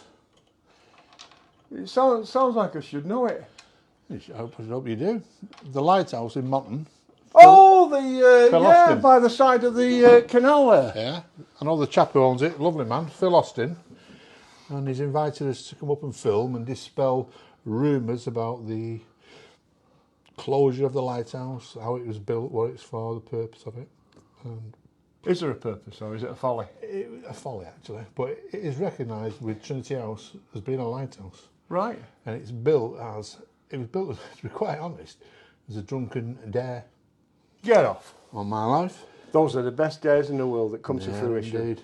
And him and his chum, were on a canal boat, moored there. Yeah. And they were in the cups drinking. Yeah. And he said it'd be great to be a lighthouse there, wouldn't it?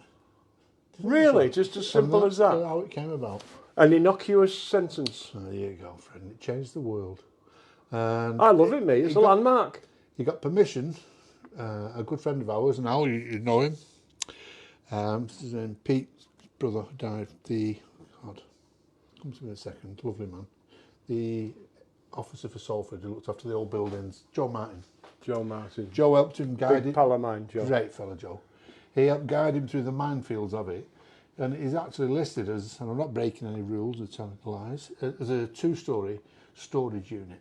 That's okay. And then, It's listed, that's all that and matters. if it looks like a lighthouse, Joe Martin was be it. very much responsible for the preservation of Kersal Cell when Parsimon Holmes were involved in it.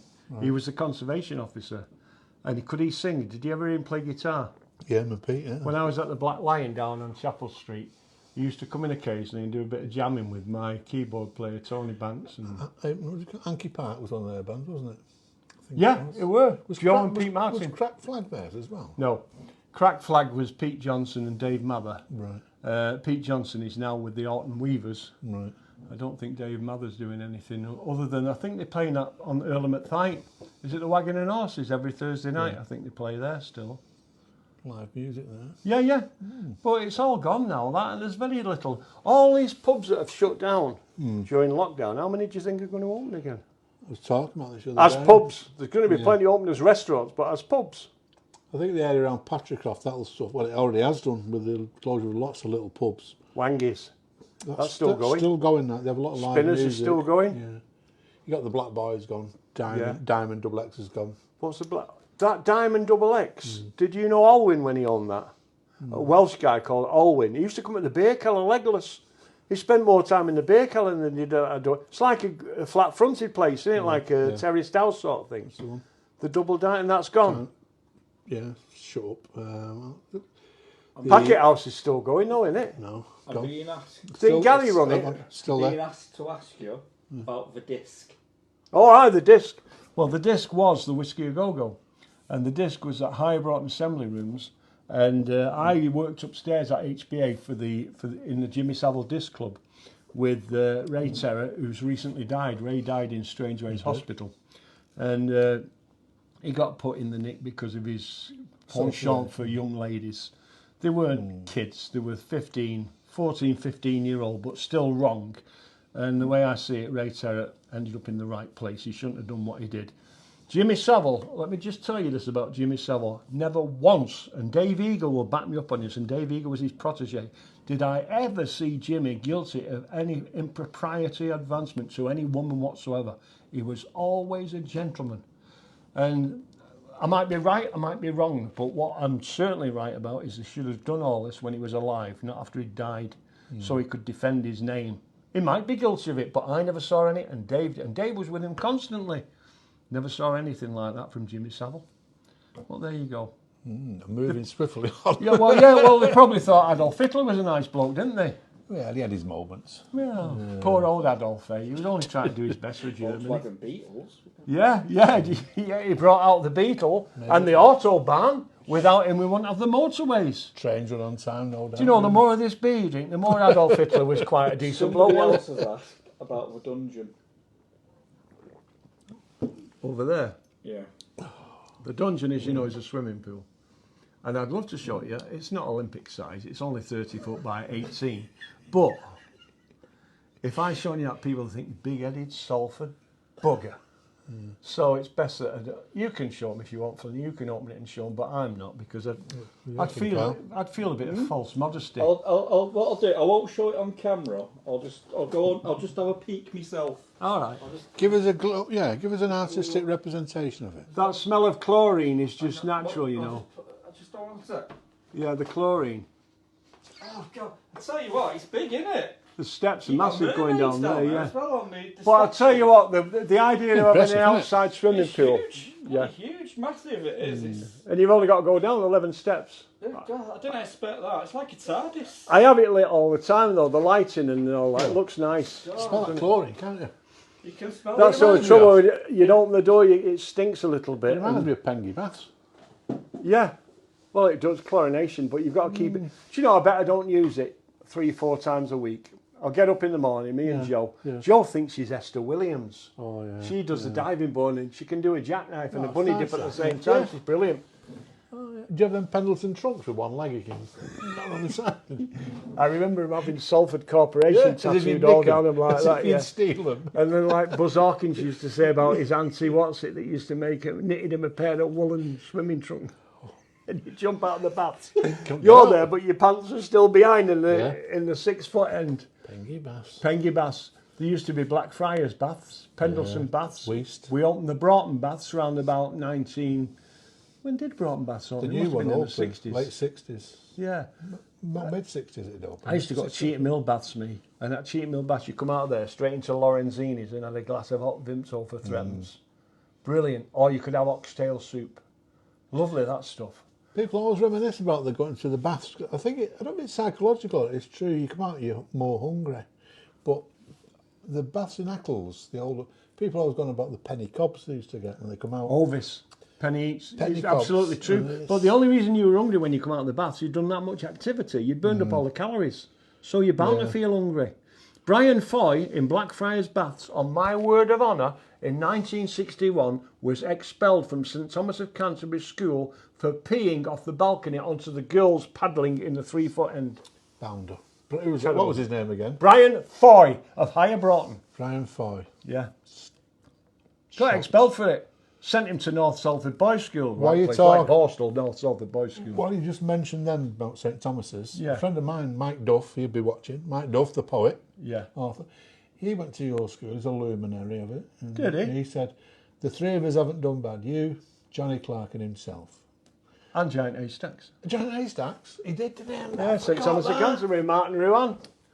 He was only 53 when he died, Martin. Cancer. Yeah, Duff, 4 of you. Right upon How old is he, Mike Duff? 60. Yeah. It's a long time after me then. Oh, a long time. 65 years. Because, that's 7 years. I left in 64. He wouldn't have left till 71.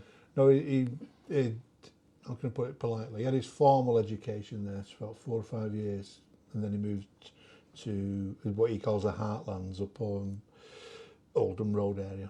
Oh, Borstal. Well, yeah, debtor's retreat, as we call it, Fred. Yeah. But he still holds a torch for Salford, bless him. A Catholic boy then? He is indeed. You are Catholic, aren't you? Of course he has. What about Carl? Protestant. Oh, do you think that's wise, Sergeant Major? Do you think it's wise having a Protestant? You see, Protestants were okay till it came to snow fights in December, because they used to put duckers in their snowballs before they threw them out as Catholics. He would do. And we had to turn the other cheek, didn't we, like that? Yeah. And take one on the other side. Take one for the Pope. And I used to Bonfire night, laughing at us. Being a Catholic, when I went to church, I had to go to confession. And you'd start off your confession, you were there and there's a curtain in front of you and the priest was at the other end.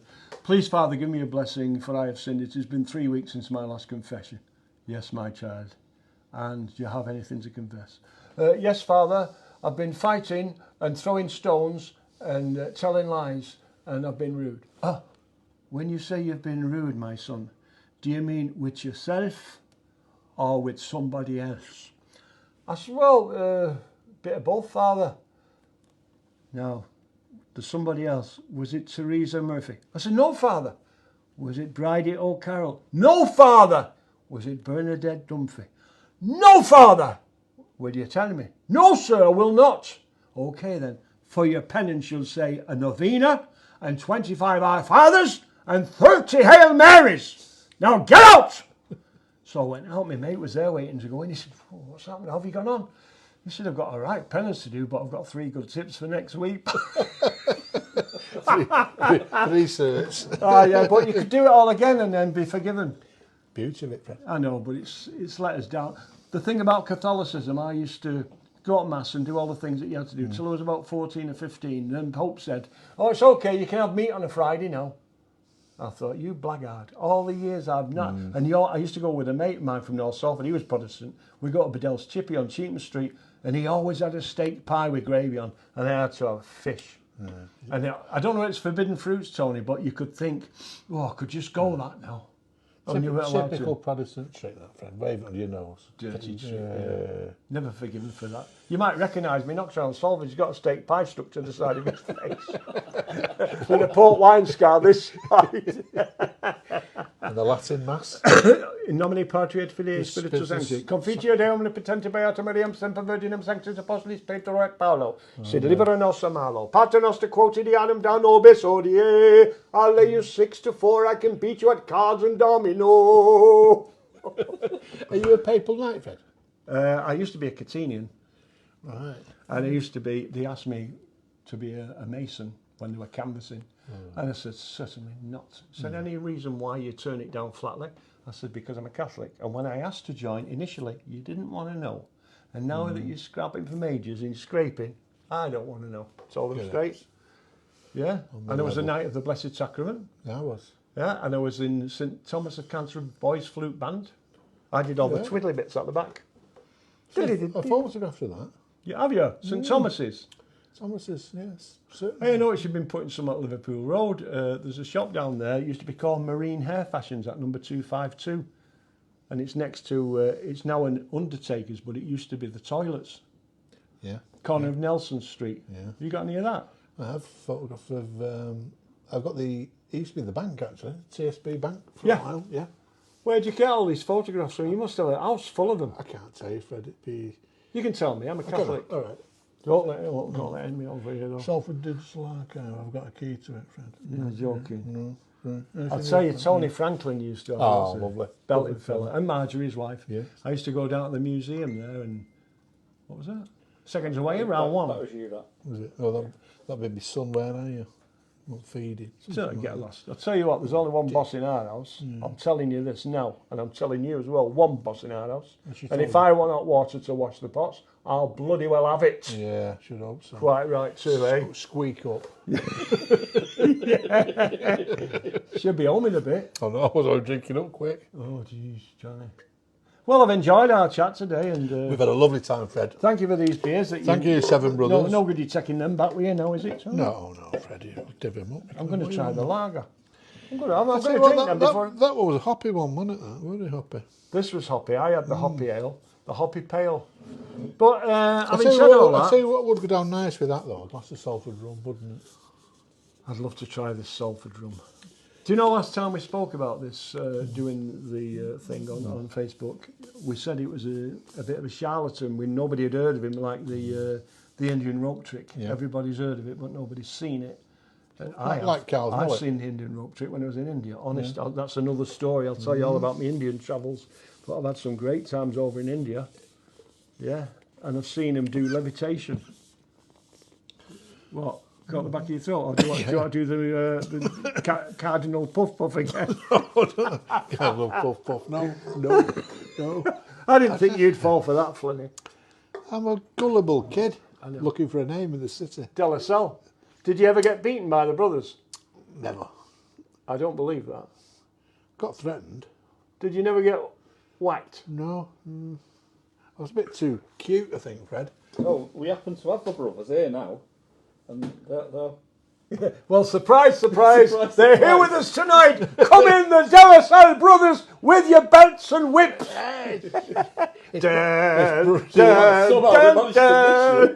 That's Brother Claude. Nunk, as he was known as. My mate used to go there. He led the Alton Weavers for a while, Tony Berry. He was well known, him. And he said to me one time, he says, one of the brothers said to me, I was messing about in class, and he said to me, "That's the last straw, Berry." I must say this one for you. I'll be quiet with you, Fred. I got. The word expelled's probably a bit too strong. Yeah. I think the word is. The exams are over, Flynn. You can leave. Yeah, Shut the door on your way out. yeah. But Brother Claude, he came in the classroom, and Paul Kenny, belting lad from Salford. I hope you watch his Paul. World class photographer now, world famous. Really? Yeah, exhibitions in Japan, America, all over the world. He's got an exhibition coming up in Southport. Does he know next George month. Shepherd? He's seen his work. Yeah. But Paul will tell you this story. We was in the class together, and Brother Claude came in, looked round the classroom and beaded on me and said, "There's a certain boy in this class who's been stealing motor scooters." And I thought, well, it was me, wasn't it? I had a Lambretta. It wasn't mine. I've been driving around with it. And he said, and if I was to say that certain boy, he used to pronounce his words like that, and that certain boy is you, Flynn, what would you say? So My name's Tony, sir, not Hugh. do you not presume to know me? I said, I'd say that you were lying. Yeah, I thought, I'd bluff it out, yeah. Yeah, yeah. And anyway, I woke up. And no, he'd get out, Flynn, and do not Zark and Dallas Cell again, he said. So I did. Really? So you were expelled in a sense? Well, Didn't you it's- supposed to get a it's- leaving it's a certificate though, weren't moot you? point. I got me exams. I got the 2 A levels. I got them. And, Yeah, I what was got your A levels in? English and English and history. But What was the year of the Jacobite Rebellion? didn't do the Protestant stuff, Did you the not? Catholic stuff. Mate. Right. Best keep it quiet. Black pudding's a code word. I don't think I got a leaving certificate on reflection, Sid. Fred. You got a phone, just a facsimile A4 Yeah. sheet, and this is to certify that Anthony Flynn has left De La Salle College. How old was you when you left? 17, maybe. Was you? 16, 17. Because I stayed on for the extra. I was 15 when I left. Because I remember it was a bit like branded. They broke my ruler over my knee. That's exactly what Miss Lyons, the flat-chested housecraft keeper, did with me. I told you. They wrapped the. What can you do when you're branded? You know you're a man. Yeah. Yeah. And it wasn't a Lambretta. I'm still certain to this day it was a. What do you call it? Bloody old German wolves. German wolf. What do they call Zundap. Zundap Bella. Yeah, I remember It's like the driving Bella. a tank. I know, all enclosed panels. Yeah, it crashed into the pub door. Here's one for you. Famous cowboy western of the 50s era, late 50s, on ABC television. Only ever drank sarsaparilla. glass of sarsaparilla. Anything else? I'll have a dash of cherry in it. Because he put it on Thomas West, who puts a lot on. Right. And he said, I'll never forget watching Bronco Lane. So I put an addendum. I said, forget it. You're nearly right, but it wasn't Bronco Lane. It was a fella called Tom Brewster, which was his stage name. His real name was Will Hutchins, and the programme was Sugarfoot, also called Tenderfoot. Anyhow, he swallowed it. He wrote back to me, he said, yeah, you're right. Well, that's it. You think about Paladin. Oh, I remember him. That was Daniel Boone. Have gun will travel. Yeah, Daniel Boone, that was. Mean son of a bitch, all dressed in black like a Salford Ram Raider without the balaclava. Yeah, mean son of a gun. And Cheyenne Clint Walker. Yeah. He's just died recently, only within the past couple of years. He was in his 80s, late 80s. Clint Walker, yeah. He was brilliant. Big fella. I liked him in The Dirty Dozen. You'll be singing Four Feather Falls next. Oh, Four Feather Falls. Do you know who sang the song to that? Michael Holiday. Good lad. What else was he singing famous for? Catch a Falling Star. And? The Runaway Train. And? Okay, that's it. I'm not sure. No. Four Feather Michael Falls. Holiday. Yeah. Someday I'm gonna ride. The Story of. That was another thing. Do you know, he's only a little fella. He suicided. And he used to come, he was on at the Whiskey A Go-Go on the cabaret side, and he came singing Stairway to Love. And I was chatting to him at the bar, you know, like you do. People say, how come you know all these famous people? I said, because I talked to them and introduced myself. He said, and if they listen and they've got stories to tell, if ever I want my photograph taken with anybody famous, I used to say to him, this is for in-house at the BBC, do you want to come on this photograph or do you want to pass? Oh no, I'll come on. Because they didn't know what they were missing, their friends. Yeah. I've seen them, honest to God, Tony, I've seen them climb up to that ladder of success, but I've seen them come on the way down and all. Everybody does. I've not changed, Fred. You haven't? No. The press are always ready to put people on a pedestal, but just as quick to knock them off it. That's horrible. Gutter press. You know what they say about journalists? Never let the truth get in the way of a good story. Yeah, true. Have you had your injections, by the way? Both. Have you had them, Carl? Yeah. I've had none. No, because I'm on ivermectin. I take ivermectin and I take vitamin D. And I took it all the time. I was in India and Africa when I used to fly balloons over in India, over the Serengeti at Kikorok Game Reserve in Kenya. Africa, right? Kenya. What did I say? India. Right, sorry, I meant Africa. The other one that I used to fly was in Egypt, down the Valley of the Kings for the Coca-Cola Balloon Company. We used to do pleasure rides down there. When I was in, I've blown all over India. I used to fly, I flew Rajiv Gandhi and his begum, his wife, Sonia, from India Gate Gardens, and there was about 56 blokes with machine guns and all that lot guarding the basket till we took off, and they followed us all the way. Ultra security. They got him in the end in Madras, didn't they? Blew him apart, but a nice fella. Used to talk like this, you know, Rajiv. Very, very well spoken, educated in Oxford, and used to fly aircraft for Air India, Boeing 747s. Oh, he wasn't a slouch, decent fella. I liked him, Rajiv Gandhi. He was a nice fella. Never knew his mother, but I went to the site where she was assassinated by the Sikh guards, you know, when she was Indira Gandhi. But you've met a few, haven't you, Fred? I've met loads. I was at a do at the Presidential Palace. Rajiv had invited me and Sonia, and I was there at the do. And there's this fella at the end of the table, and you know, if you don't see him in the environment that you used to see him in, you don't know who they are. I kept looking at this fella. I thought, I'm sure I know him from somewhere. I kept looking at him. I know him. So he's got this stain here on his head. I said, Raj, who's that chap? Oh, hi, Fred. He said, that's President Gorbachev. Mikhail Gorbachev. And he was with his wife called Raisa. She's since died, I think. She had cancer. And I got chatting to him. I said, I'm from England. I says, but thanks a lot for what you're doing there, Mr. Gorbachev. You're bringing a lot of sense into politics. Oh, thank you so much. Could you speak English fluently? I don't think his wife could. Did he not say Fred? No, I said to him, in my country, you would be called Mick. Oh, Mick, tak, Mick, yes. What can I call you? I said, you can call me Sir. And he started laughing, and I started laughing. But his wife, Raisa, not happy. Looking daggers at me. I thought, go on, you miserable sod. You know, it was only a bit of fun. I mean, he took it as for what it was. You can call me Sir. You know, I've met them all. I took Fiona Fullerton flying in a balloon once, and her husband was there, James. I said, and who are you? He says, I'm Mr. Fiona Fullerton. He was a journalist in that. I says, don't ever adopt that attitude, James. I says, you're a man in your own right just because you're married to someone that's well known. Because she was a bit of a, Fiona Fullerton, a bit of a dish, good looking girl and all that. But there was another one called Fiona. Do you know what her registration was on the car? FU2. Yeah? Yeah, she had a little E-type drop head. FU2 on it, on the back of it. Fiona Fullerton. Remember, she's a good looking woman, wasn't she? A bit Very like good looking. debonair, right? But Yeah. not for us. Do you know who I working class rated? looking. She died when she was 67, but lovely. I always fancied her. Alexandra Bastido. Yeah, the champions. Yeah, gorgeous. If I couldn't have had her, I'd have had him, William Gaunt. He was a nice fella. And Stuart Damon. Do you remember Stuart? He went in a cabaret up the riverboat. Sing, couldn't he? Yeah, he went singing in the riverboat. Moon River. I always thought the best version of Moon River was by the Williams. No, the Williams brothers. Right. There was Danny and his brother Andy. I don't know. Of course you do. Andy was it. You're a bit slow today, Flynny. So how can they be brothers? Yeah. One's from England and one's from America. Don't matter whether or not one of them's black and the other one's white. Say the colour was a bit of a... Do you know they did a lot on this programme? The Osmond brothers, they were famous through Andy Williams. And Danny Williams, I had him on at the Black Lion. Do you know I used to say to him, I took Gordon Kay down there. They'd come on the programme, like you did over your Cross Lane books.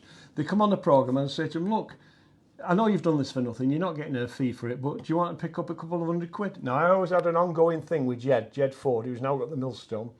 Jed would say to me, if you've got somebody famous and you want to bring them down and all that, there's always £200 in it for them, expenses and that. I said, right, so I said to Vince Hill, Vince, do you want to come down and get...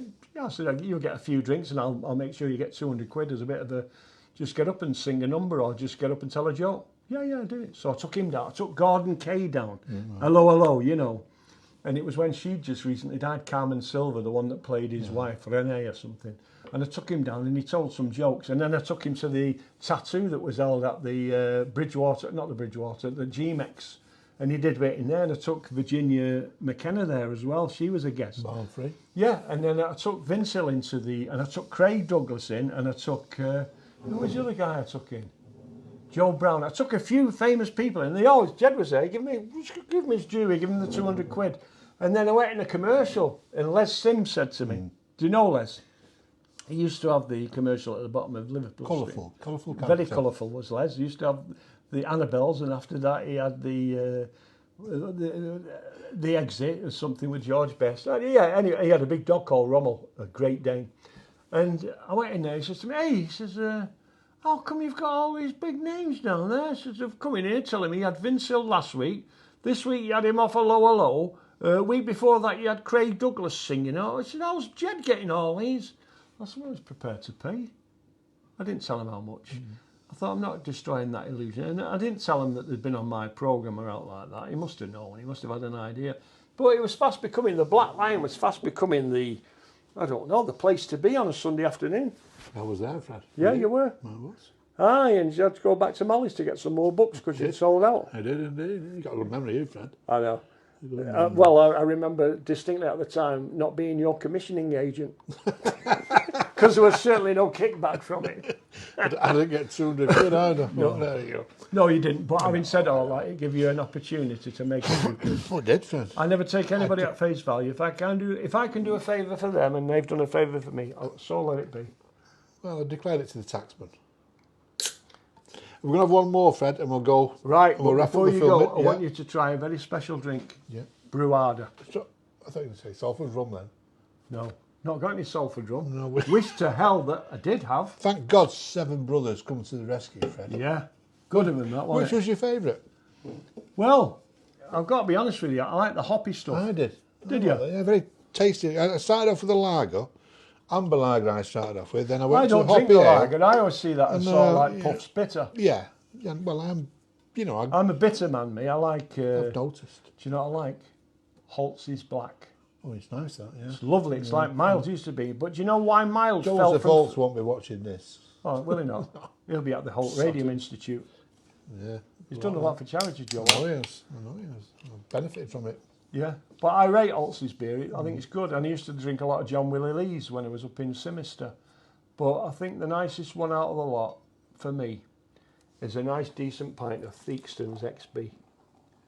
UXB. It used to be called Unexploded Bomb. Theakston's UXB.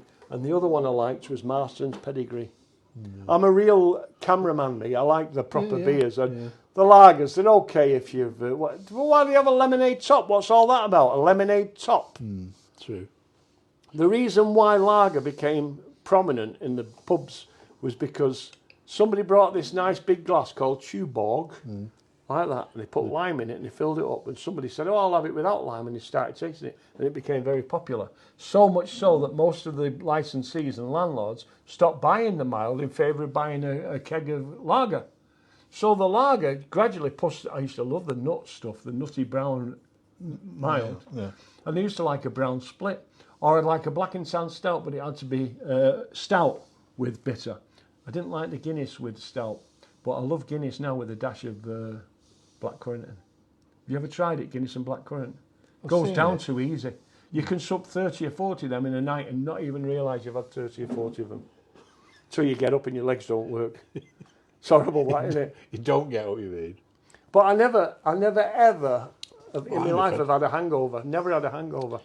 Fred, I could recommend that one. Easy IPA. Let's have a look. You know a taste of that, Freddie? Why have they called it IPA as if it's a new thing? India Pale Ale was out when I was a kid. Got a banter on it, Fred. Yeah, it's nice. It's got a nice aftertaste, that. You know, like there's some beers that you drink and you think, yeah, and then suddenly it hits you. Carlsberg Special were favourites for that. I used to drink them in the 70s. Yeah. Carlsberg Special. You'd have about half a dozen of them and your legs didn't work. Someone else's legs on, someone else's head on. Brilliant though, wasn't it? To be able to now with this lockdown, everyone, I've seen them sat outside. What's wrong with them? Sat outside like cattle in the pouring rain. Sat outside, packed. Well, packed. There's probably only about 40 people there. Like, if they were in the pub, there'd probably be 100 in, but they're all outside, and it's packed. I've not been in the pub. I went in once with the grandkids, Weatherspoons, and they wanted something to eat. It was convenient for me, that. Yeah. Well, it wasn't. I wasn't enjoying it. It's all dying, Tony. What they're doing now, you know what's killed all the pubs is the supermarkets. I'll tell you something now, I can have a pint in there and I'll go to Lidl's and I'll buy a pint of Banks's Bitter, 89 pence, full pint. And I'll sit here and I think, where else can I get a pint of beer for 89 pence? And I'll tell you where else, Home Bargains, the Red Shop. Go and buy a man's brown ale, 89 pence. Another full pint. Good, but what's one of these? Do you know the retail price of one of these? I've not a clue, Fred. They're quite expensive, aren't they? I don't want to be calling Seven Brothers. No, but that's what's killing it. The supermarkets, because they're selling it too cheap. Or the breweries are selling it too dear. You see a lot of these guys now that run like enterprise taverns, they're only looking at the bottom thing, the profit line. Yeah. They're not minding what it takes. They say, oh, well, we're not so good, we'll put another 10 pence on a pint. You can't do that with a working class bloke. You can only do it once or twice. Then third time, no, he'll go somewhere else, or he'll buy homebrew, or start making that Caxton's home. I made some of that once, it blew the wardrobe door off. Bang, in the middle of the night, didn't half make me jump. Yeah, Caxton's homebrew. And then I had to go at that thing with the U-bend on that goes into a demijohn, and all you could hear was... Yeah. Carl's done it all. I think I had it behind the couch, I didn't know, and I was sat there watching it. I was up in Simiston, it kept going. I thought, what's that? And it was fermenting through that thing. But it's never the same, is it? Your own made wine and that is garbage. I've never made anything. The sludge at the bottom. Yeah. You're supposed to fine it though with eggshells, aren't you? Yes. Can't be bothered. But I have tried making my own brew and all that. I think we all have, haven't we? It's not the same as you quite rightly say, is it? It's the ambience of the pub, the company and the crack, the fights, the bar, just the atmosphere of the pub in it, seeing the mates having a laugh and that. Yeah, the darts, the dominoes, that's a thing of the past. You can't go and see him playing 3-card brag and dominoes and darts anymore. Don. Those days have gone. Yeah, Don. Don was my favourite, Don. Or crib. Couldn't get the hang of crib, but Don. I didn't get the hang of any of them pub games. I was a bloke that went in to converse, to chat to people. I was never into pub games. And I'll tell you what, if I see a pub that says, come in now and watch Sky TV, live football, I'll go the other way. If I want to watch football, I'll watch it at home and take a 6-pack with me. I don't want to go in a pub and watch a big screen. I've got a big screen. I've got bloody loads of them around the house. Every room you go in's got a telly. You've got a licence? Yeah, only one licence though. Do you know in the old days in Salford they used to put the aerials in the loft so that when the TV... Mary! The TV detector van's been seen in this area yesterday. I think they'll be due tomorrow. Oh, better get to the post office to get a licence. Thanks for tipping me off, mate. It didn't work, did they? Did they hell? No. The only way that would work is by, you talk to anybody that's in radio, is by what they call triangulation. You've got to have 3 points and they'll get roughly where you are. Not this thing about, there was a thing in the old days about the detector van coming to my mum's house, and my mum went to the front door and he says, TV detector van. Oh, she said, I can't be bothered with you. And my husband's in there, shout him. It's behind the candelabra on top of the mantelpiece, the licence. Okay, madam. She went off to work and my dad come, oh, what is it? What do you want, my son? Well, we're the TV detective van. Oh, it's no good. I don't know. The wife's in charge. I don't know where anything is. He said, it's on top of the mantelpiece behind the candelabra. My dad said, it's bloody good, those machines. Pinpoint.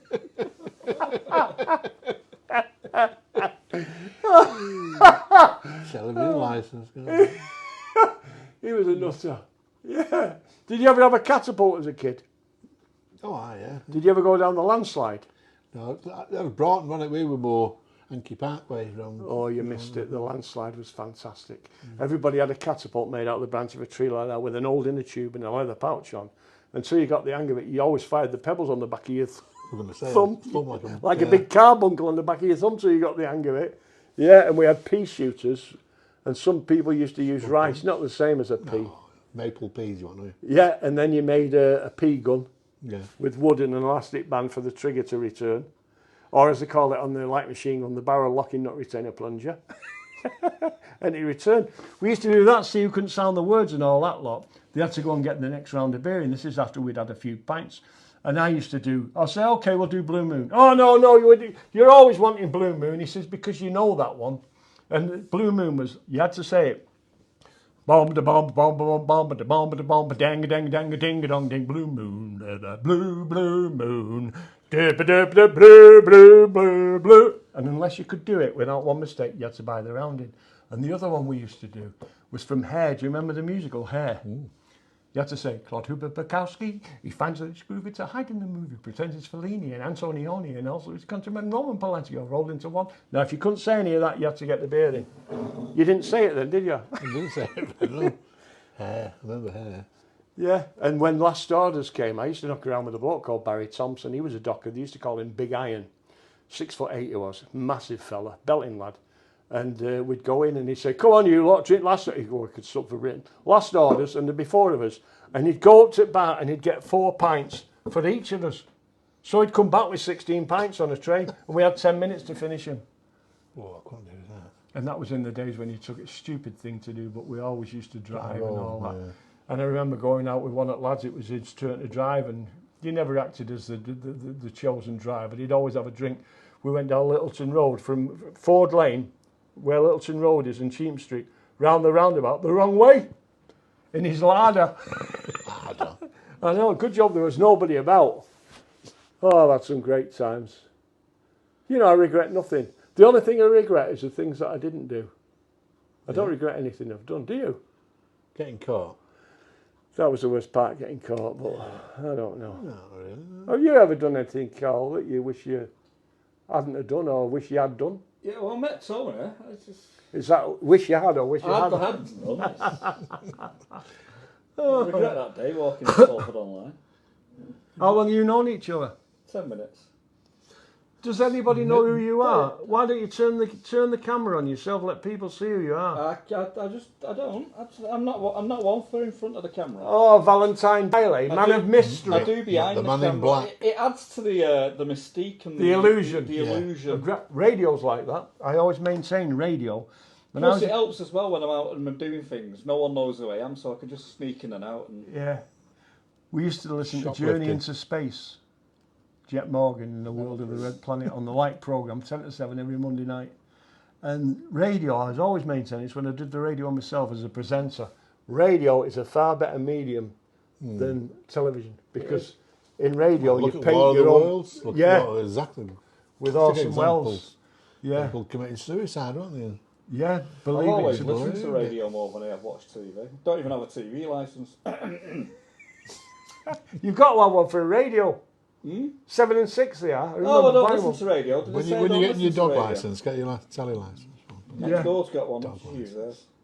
I think the BBC's days are limited because I think local radio now is being slowly wound down. They're getting rid of it all, and eventually, BBC will have to go commercial. If they stop the licence fee, they will have to generate some capital, and the only way they can do it is by advertising. Quite now, I enjoy watching the BBC because there's no adverts. Yeah. I'm sick to death of funeral plans. Do you know you can get cremated for less than 1,400 quid?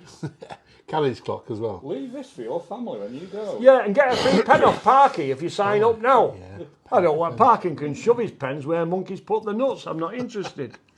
And the June. Hello, June. Oh, hello. This come next door. It's for you. What is it? It's a funeral plan. You're due to snuff it any time. You don't look well. Oh, I think I'll get one. Want to leave, Yeah. want to leave something for your kids after you've gone? Yeah, a load of debt. Yeah. Do you know, kids don't realise, or perhaps they do. I think we don't give as much credit is due to kids because each one of our kids is going to inherit what we leave behind. Now, it can be a debt, or in most cases, it's a few bob. So they're either going to get a house out of the deal, or they're going to get whatever was in the bank and all that. My advice is to just go and spend it now. And we should start tonight. Let's all go on for a pint. Just get legless, shouldn't we? That's the way it should be. Yeah. I like getting drunk, do you? I do, Fred. I do, I like getting drunk. And then, like I told you, I never get I've never had a hangover in my life. I've been tired. I woke up when I did the Waterloo up in Cheetham Hill. I used to do the Waterloo and we'd be finishing at 4 or 5 o'clock in the morning after time drinking and all that lot. I'd shut all the doors and I'd be doing the disco and it'd be packed. And it'd be finished about 4 or 5 o'clock. I'd just get home, have a bit of breakfast and then leave at 9 o'clock to do my Sunday morning show. Many a time I'm bog-eyed like that, you know, falling asleep, but you've got to, hello! Bum, bum,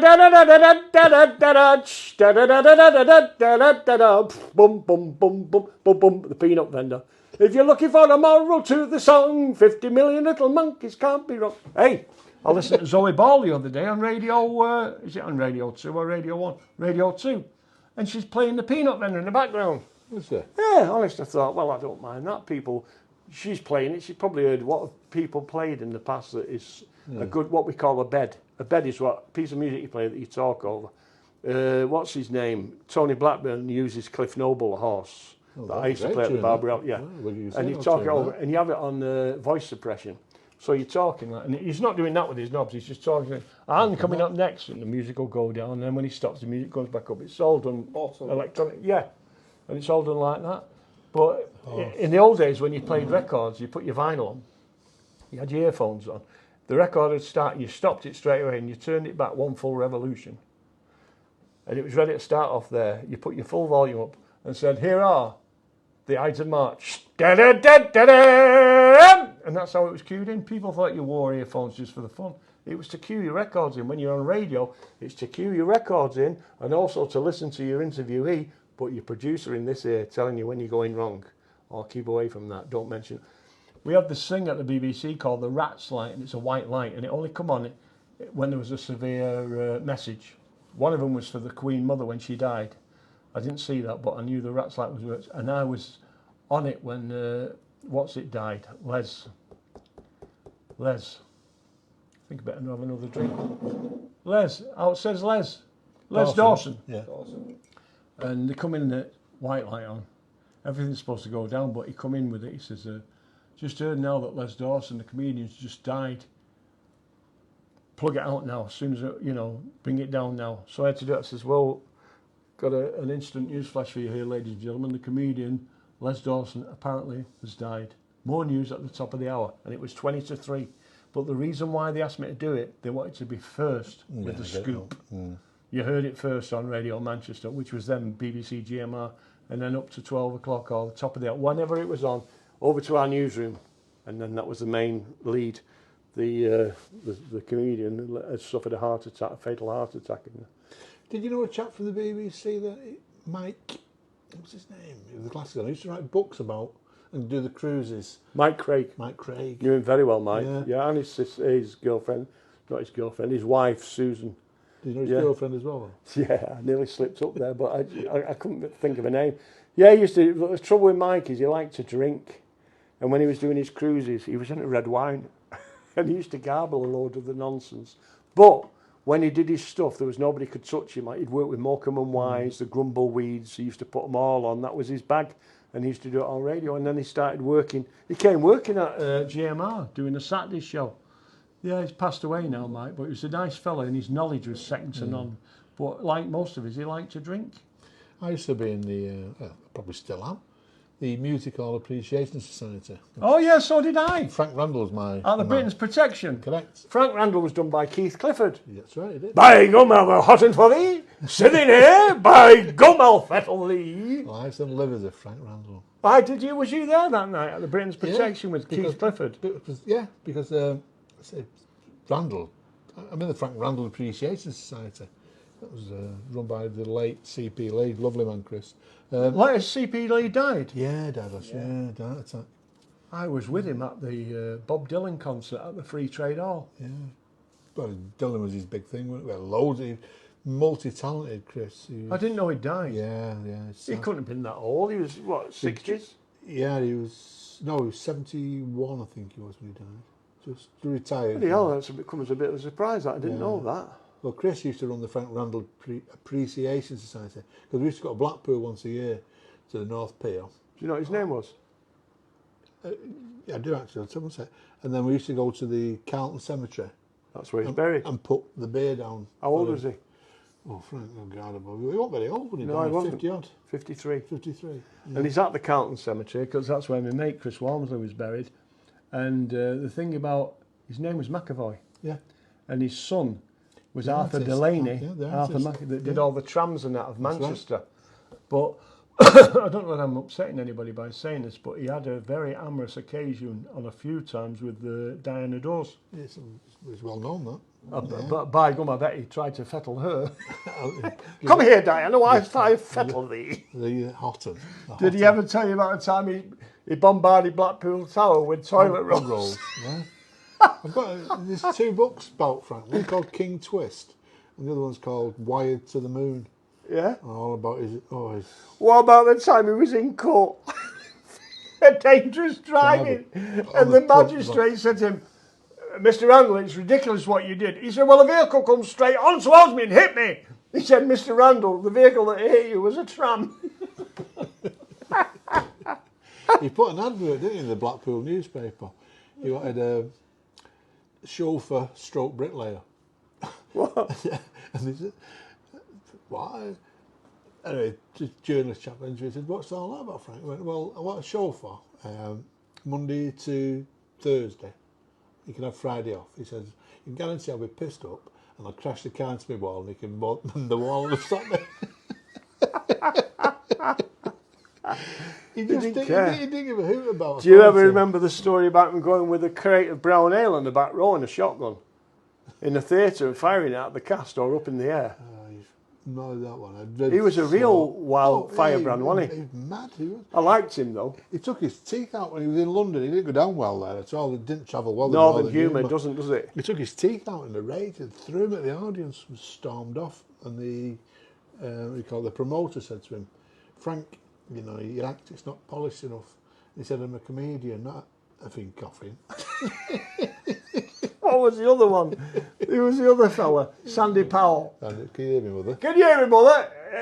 Come on, he says, Hitler's coming over, they're raiding us. Oh, well, hang on, I'll just go and put my teeth in. Put your teeth in, he's throwing bombs, not pork pies. What's that say? Or was it Will Hay? No, that was thinking that. There was Will Hay and Moore Marriott, wasn't Oh, there? man, they were in the thing. When they were firemen. And then he had a train station in I Ireland. think he was buried next to Randall, not next to him. From like you could throw a stone to him over the Norman Evans. Is he? Over the garden wall. Well- His headstone is like a garden fence Some say that that's where Les Dawson got the act from. with a Sissy and Ada, you know, all that. Over the garden wall, Norman You Evans. wouldn't think I'm 26, would you? I know all this. It's amazing. But they've both gone, aren't they? Roy Barraclough, who was Sissy and Ada. yeah, Roy's gone. yeah. It's, Do you know when I worked on Coronation Street, there were certain people that I got on well with, and there were certain people that spill the beans. they really had a quid each way in themselves. Julie Goodyear, she never let on to anybody that was part of the... she had a cigarette holder and all, this lot walked down.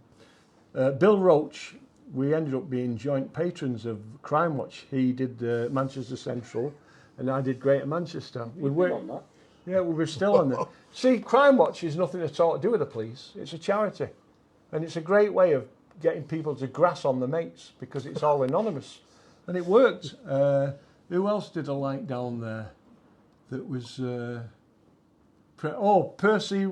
Sugden.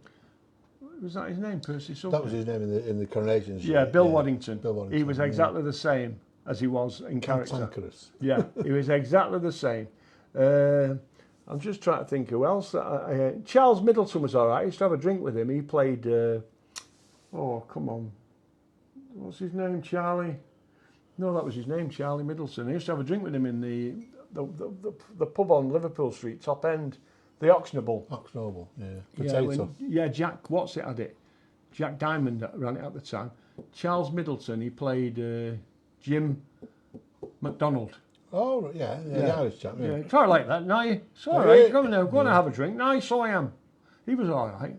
And there was a few others, but the majority of them. Did you ever meet Norris? No, I didn't, but he's still going today, the fellow that played Norris. Yeah. He played a good part in that. You've made me Dirk. He used to call, Derek? Yeah. Dirk. Dirk, you've made me the man I am today. Only through, they met him on the motorway when he'd run out of fuel or something. Yeah, Norris. No, he wasn't there. He came after me, Norris. I was there when I brought Vicky home, Chloe, whatever her name was, that was the daughter of Alec Gilroy, the granddaughter of Alec. She ended up marrying, MacDonald. And I had my first walk on one part there. I got 87 quid plus an extra 20 quid. I used to say, he said to me, right, he said, you're going in, you're taking here, you're the cab driver. When you're coming out, Jack Duckworth says, right, I'll go and get your money, cabby. No, I had to say, right, Jack. He says, that's all you got to say. I said, okay. So I'm outside practicing. The first time I saw him doing it, Reg Holdsworth, he was outside in the corner talking. I thought, he's a crackpot. I didn't realise he was going through his lines. He was using them and all that, but I thought he's throwing himself. But he wasn't. He was very professional. Anyhow, I went outside. Get your money, Corey. Right, Jack. Righto, Jack. No, he said, not righto, just right, Jack. Right, Jack. Right, Jack. Right. And action. I'll get your money, cabby. Jack, right. That's why I was never an actor. I couldn't act it. Yeah. Thespian's life for me. Yeah. I always liked her as well, the one that was married. Bruce Jones. He came to the Willows one night, says to me, hey, Fred, he says, get us up singing. The Searchers were on. And I went and signed, what's his face, Paul Pender. I said, was it Paul Pender? Pender. Mike Pender. Paul Pender was a disc jockey in town, what am I saying? Mike Pender, I said to him, Mike, got Les Battersby in here, Bruce Jones from Cornwall. Oh, yeah. Wants to get up and sing? Yeah, that's all right, that's all right. Anyhow, I went back about when they were on, and it must have been, he was out of his head, completely legless. I thought, you can't ask him to get up. He's going to embarrass himself, but he's going to embarrass the Searchers as well. So I never ever did it. I remember the old cast of Coronation Street with Lucille Hewitt and Harry Hewitt and Annie Walker and Jack Walker. Hey, Annie lass. What's your all-time favourite film? Oh, mine? Yeah. It's hard to say. With Nail and Black and white. Oh, black and white one. The Third Man. Really? With Orson and what's his face? What was it? Orson Welles and... oh, come on. Michael Cotton. Michael Cotton. Orson Welles. My favourite film of all time, it's about Salford, Chapel Street. Hobson's Choice. Aye. Seems you've taken a fancy to our Maggie Wilmot. They'll not be loving me, Mr. Hobson. Tell you what! And when he's flitting out, he's got the handcart, yeah. He's going... and the shafts come under his arms and he holds him up. His legs are going. That was her first debut, Prunella Scales, first acting debut. He's in it as well. Richard Wattis. No, from Coronation Street he's in it. Jack Tatlock. Yeah. Jack Howarth. Yeah, Albert he's Tatlock. in the cellar, isn't he? Subby. Yeah. Subby! I'm going out, look after the shop. But Charles was gay, you know. Charles Lawton was gay. Yeah. But when the Night of the Hunter. Brilliant. Absolutely brilliant. I loved them all. I could talk for hours. John Virgo was a big pal. We used to talk on. He's into black and white films, big style. And I used to give him a line from the film, and he'd follow it up with something like, "Oh, such and such a thing," you know, of all the gin joints, you know, the usual stuff like Casablanca and that. But then we'd put the obscure stuff in, like, you know. I'm just trying to think of some of the obscure stuff we put in. But all on black and white films, very, very Well, that's good. where Talking Pictures on Channel 81. Do you know how it's run, that? King from a shed. Yeah, do you know how many are on the staff? About 3, 4. Yeah, if that. It's a bloke and his daughter. I'd love to. Now, can't you get us an interview around there? Can't we go and see where do they broadcast from? Somewhere down south. It's a shed. Down south. I watch it regularly. There's a lot of stuff on it that's really first class. Didn't he bought a load of footage, didn't he? A load of old films and things that nobody ever wanted. Nobody bothered with them. And when he bought them, everyone said, "Oh, you're crazy. It'll never take off." And now it's massive. It's the only, Really the only decent thing on telly, I'll tell you, Carl. It's the only decent thing to watch. That and Dad's Army. Yeah, well, that's on tonight. Public Eye. I love that. Public Alfred Eye. Burke. Yeah, a great actor. I like Harold Lloyd. Oh, he was Yeah, on that's Swinging Off the Clock, Clock, wasn't he? yeah. Harold Lloyd, he did a lot of his own stunts. He did. Frightening when you see him, some of them, because they weren't, computer generated. It was always the real CGI, thing. Yeah, Didn't he have something? He lost a finger or an eye or something. he did. Yeah. Was it a finger in a glove? He always used to have a glove with a false finger on. Something that went wrong, some explosion. And Stan Laurel and Oliver Hardy. Who would have thought that Stan Laurel was the brains behind it all? He was the Have man. you seen the film? About Good, wasn't it? very good. You started Enjoyed that. believing it was Steve Coogan. Yeah. You started believing it was Stan and Ollie. Yeah. It was that good. But I once saw Jean Ferguson in Last of the Summer Wine at the Octagon Theatre in Bolton. She played Hilda Baker. And honest to God, by the second act, you'd swear blind it was Hilda Baker. Big girl's blouse, you. Come on now, Eli. She knows, you know. She was, apparently, she was an obnoxious piece of work, though, Hilda. Nobody got on with her. She used to have a pink Rolls Royce and a chauffeur. I know something about Hilda Baker. I can't say it on here. She had a pet monkey that was trained to do a quite unusual, if not revolting, trick, Fred. Really?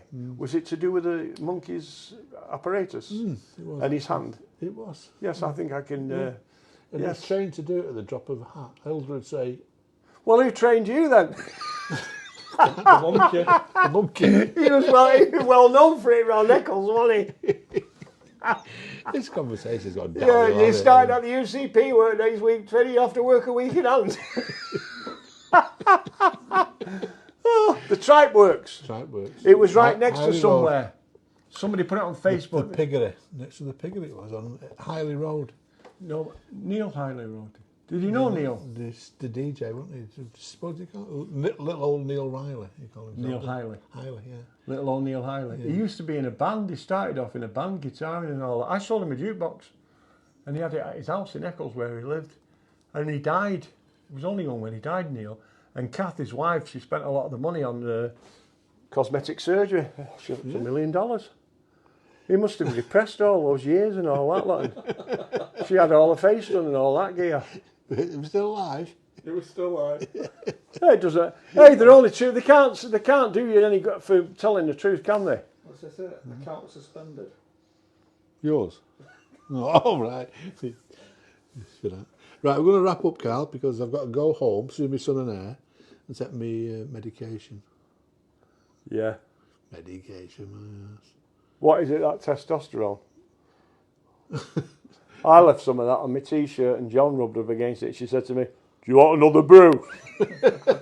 Are you having another brew? Pal. Right. Okay.